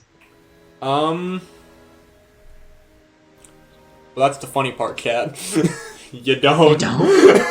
Oh, wow. I pistoled that motherfucker. It's just way easier on Claire B, I guess, then. Yeah, that might be why I had such a negative experience with it. I hated the true final boss, at least. Really? Well, you don't... I thought it was more of a cutscene. I thought I had absolutely no problem with it. I could just sit there and... Yeah, exactly. That's one of the reasons why I didn't like it. But, it's not very good. I do really like that in Leon B, you fight Birkin 3, and then you get on the train, and then you go straight to Birkin 5. Yeah. Yeah, we don't do 4. The thing is, in Claire, it's too much Birkin. 3 Birkin fights consecutively with almost nothing in between, by the way. That's terrible. I'm sorry, it was too much. I will also add, though, I did like the escape sequence with Claire a lot more than Leon's. I did like how you had to do a little bit of that. Like, the Moss monsters were more aggressive, right? I didn't notice if they were more aggressive, but I liked that you had to hold them off while Sherry went to the other room. Yeah, that's what I meant. Yeah, you had to wait on Sherry, and I did like that a lot more. I wish Leon had more of that. I wish there was a part with Leon where you had to, like, maybe crank a door open as Mr. X is walking towards you, or something like that, and you had to, like, time it right, so you go right through it before he gets you. I don't know. Claire's was a lot more intense. I dig it. I mean, me personally, I would have just shot him with the Magnum and then cranked open the door. I know you would have. I know you would have. Yeah, let me guess. Did you get the achievement for shooting off his hat? I think so, yeah. Yeah, I think you did. A fun fact, I think he gets more aggressive after you do that temporarily. If you wanted the game to be harder, just shoot his hat, bro. Why are you complaining about the difficulty? Hey, I got the achievement. We've been over this. The actual true ending is a lot better, but it's still not that great. I do like, though, so they get up back to the surface off the train and blah, blah, blah, blah, blah, and they walk off into the sunset. But I do like the trucker. Nice little parallel to the beginning. A trucker drives past them towards Raccoon City, acting all high and mighty when he's about to get fucked. I love it. I did like that ending. Yeah. At least I assume he was driving towards Raccoon City. I think he was. I probably, yeah. I would assume that Claire and Leon weren't walking back towards Raccoon City. No, probably not. They were probably walking the opposite direction. No, you know what? I'd be willing to bet they're walking towards Raccoon City. Claire hasn't found Chris yet. Yeah, Leon doesn't think, and Claire hates Sherry and wants her to die. So yeah, they're walking towards Raccoon City. What's the whole shit with Chris being on vacation, except Claire knows that he's not actually on vacation? I don't know where Chris is. I don't know enough about Resident Evil lore. I'm sure it was explained at some point, but I have no idea where Chris is. Is he in RE3 at all? No, he's not, right? The stars... No. Well, I know Nemesis was created to take out stars. I know Jill is stars, but Chris is stars, and he's not there, is he? I don't think so. Or I think Chris is stars. Is Chris stars? I don't even know. I don't know, but I know Brad and Jill are the only 2 stars members in the city during RE3. Yeah. Yeah. I don't know, man. I don't care much for the ending of this game, still, even with the new stuff. But ultimately, I don't like the ending of RE4, and I think RE4 is like an absolute easiest 10 out of 10 I've ever given a game, the RE4 remake at least. So I don't care that much. But ultimately, I like this game. It's pretty good. I thought this game was pretty good as well. I do wish that it had more music, though. It doesn't have enough music. Oh, time to bring up my biggest complaint with the game. So, you know how when you die, it'll bring up like an option for you to like change to like a lower difficulty. It only does it if you roll. Well, I was mashing in the final boss, like to just try and get back into my thing, and so I didn't notice when it came up. So I actually switched to easy when I get to the very final boss of the game, and that pissed me off so much. I feel like that shouldn't just pop up, and it should be something like that you can do in an options menu of some kind. You got outplayed. I think it should be a pop-up, but there should be like a timer where it's grayed out until you can select it. Yeah. I will also add that we did reload your save, and you did. What if I'm mashing for 5 minutes straight, though? You did beat the game on normal. Because we reset. Yeah. But you had to redo the whole chase sequence. That's pretty funny. Yeah, it was a good bit. But, yeah, I don't know. Do we want to give overall thoughts on the game already? Yeah, let's do overall thoughts and scores. Alright. I'll go last. Okay. Hunter, you want to go first? Yeah, let's do that. 8.5 out of 10, a little bit better than Luigi's Mansion. Your rankings are just the best. I want a compilation of all of his rankings because they're so out there every time. There's just too much water. not the numbers, yeah, just the description. It's always like good or better than Super Mario Galaxy. Yeah, it's great. So, as far as my opinion on the game, I'm known for having my good opinions. This is an important thing you should know about me if you're going to subscribe to the channel. And I constantly hear people say that this is one of, if not the best survival horror games. Again, this has been overhyped to me. But now whenever I hear people say that, I'm just going to think about Assassin's Creed 4. And how people say that's the best Assassin's Creed game. Oh. Because it's not that good, right. Also, Assassin's Creed 4. I'd give Assassin's Creed 4 like a 7. And so... Well, those things, they don't contradict. Assassin's Creed 4 can be the best Assassin's Creed and still be a 7 out of 10. Right, yeah, that's what I'm saying. So now, whenever people are like, oh, Resident Evil 2 Remake is the best survival horror, I'm like, sorry? Shit. Got anything better?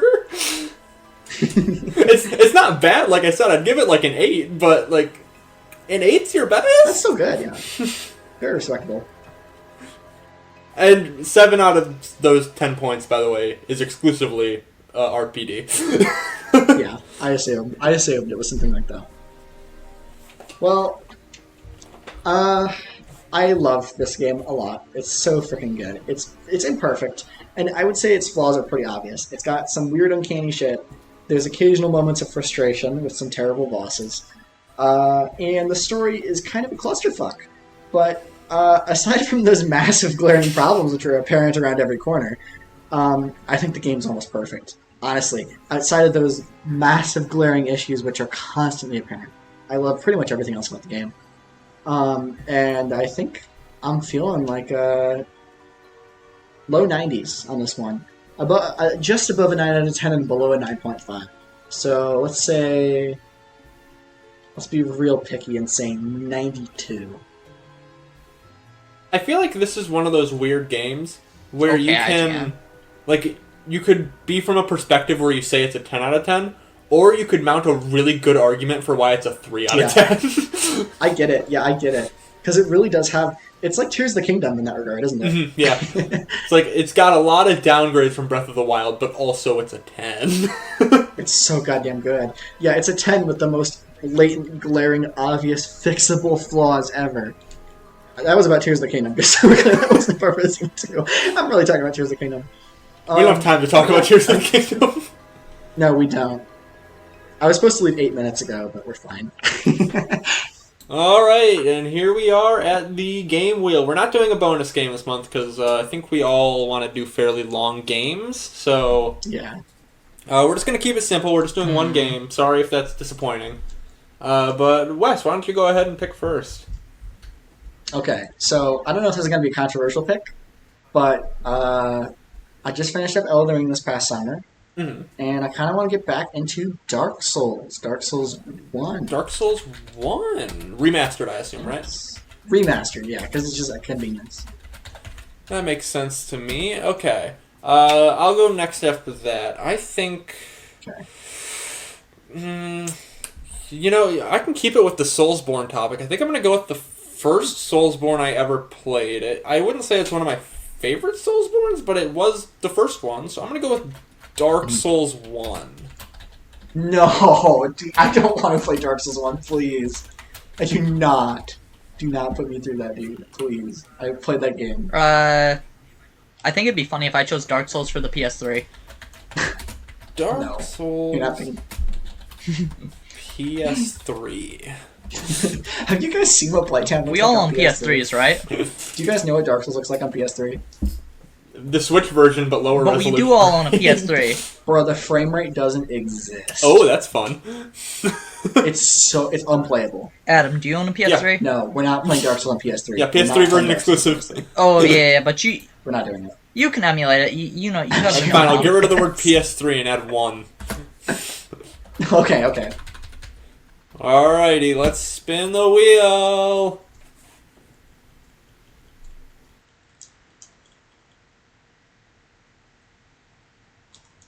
You'll never believe this.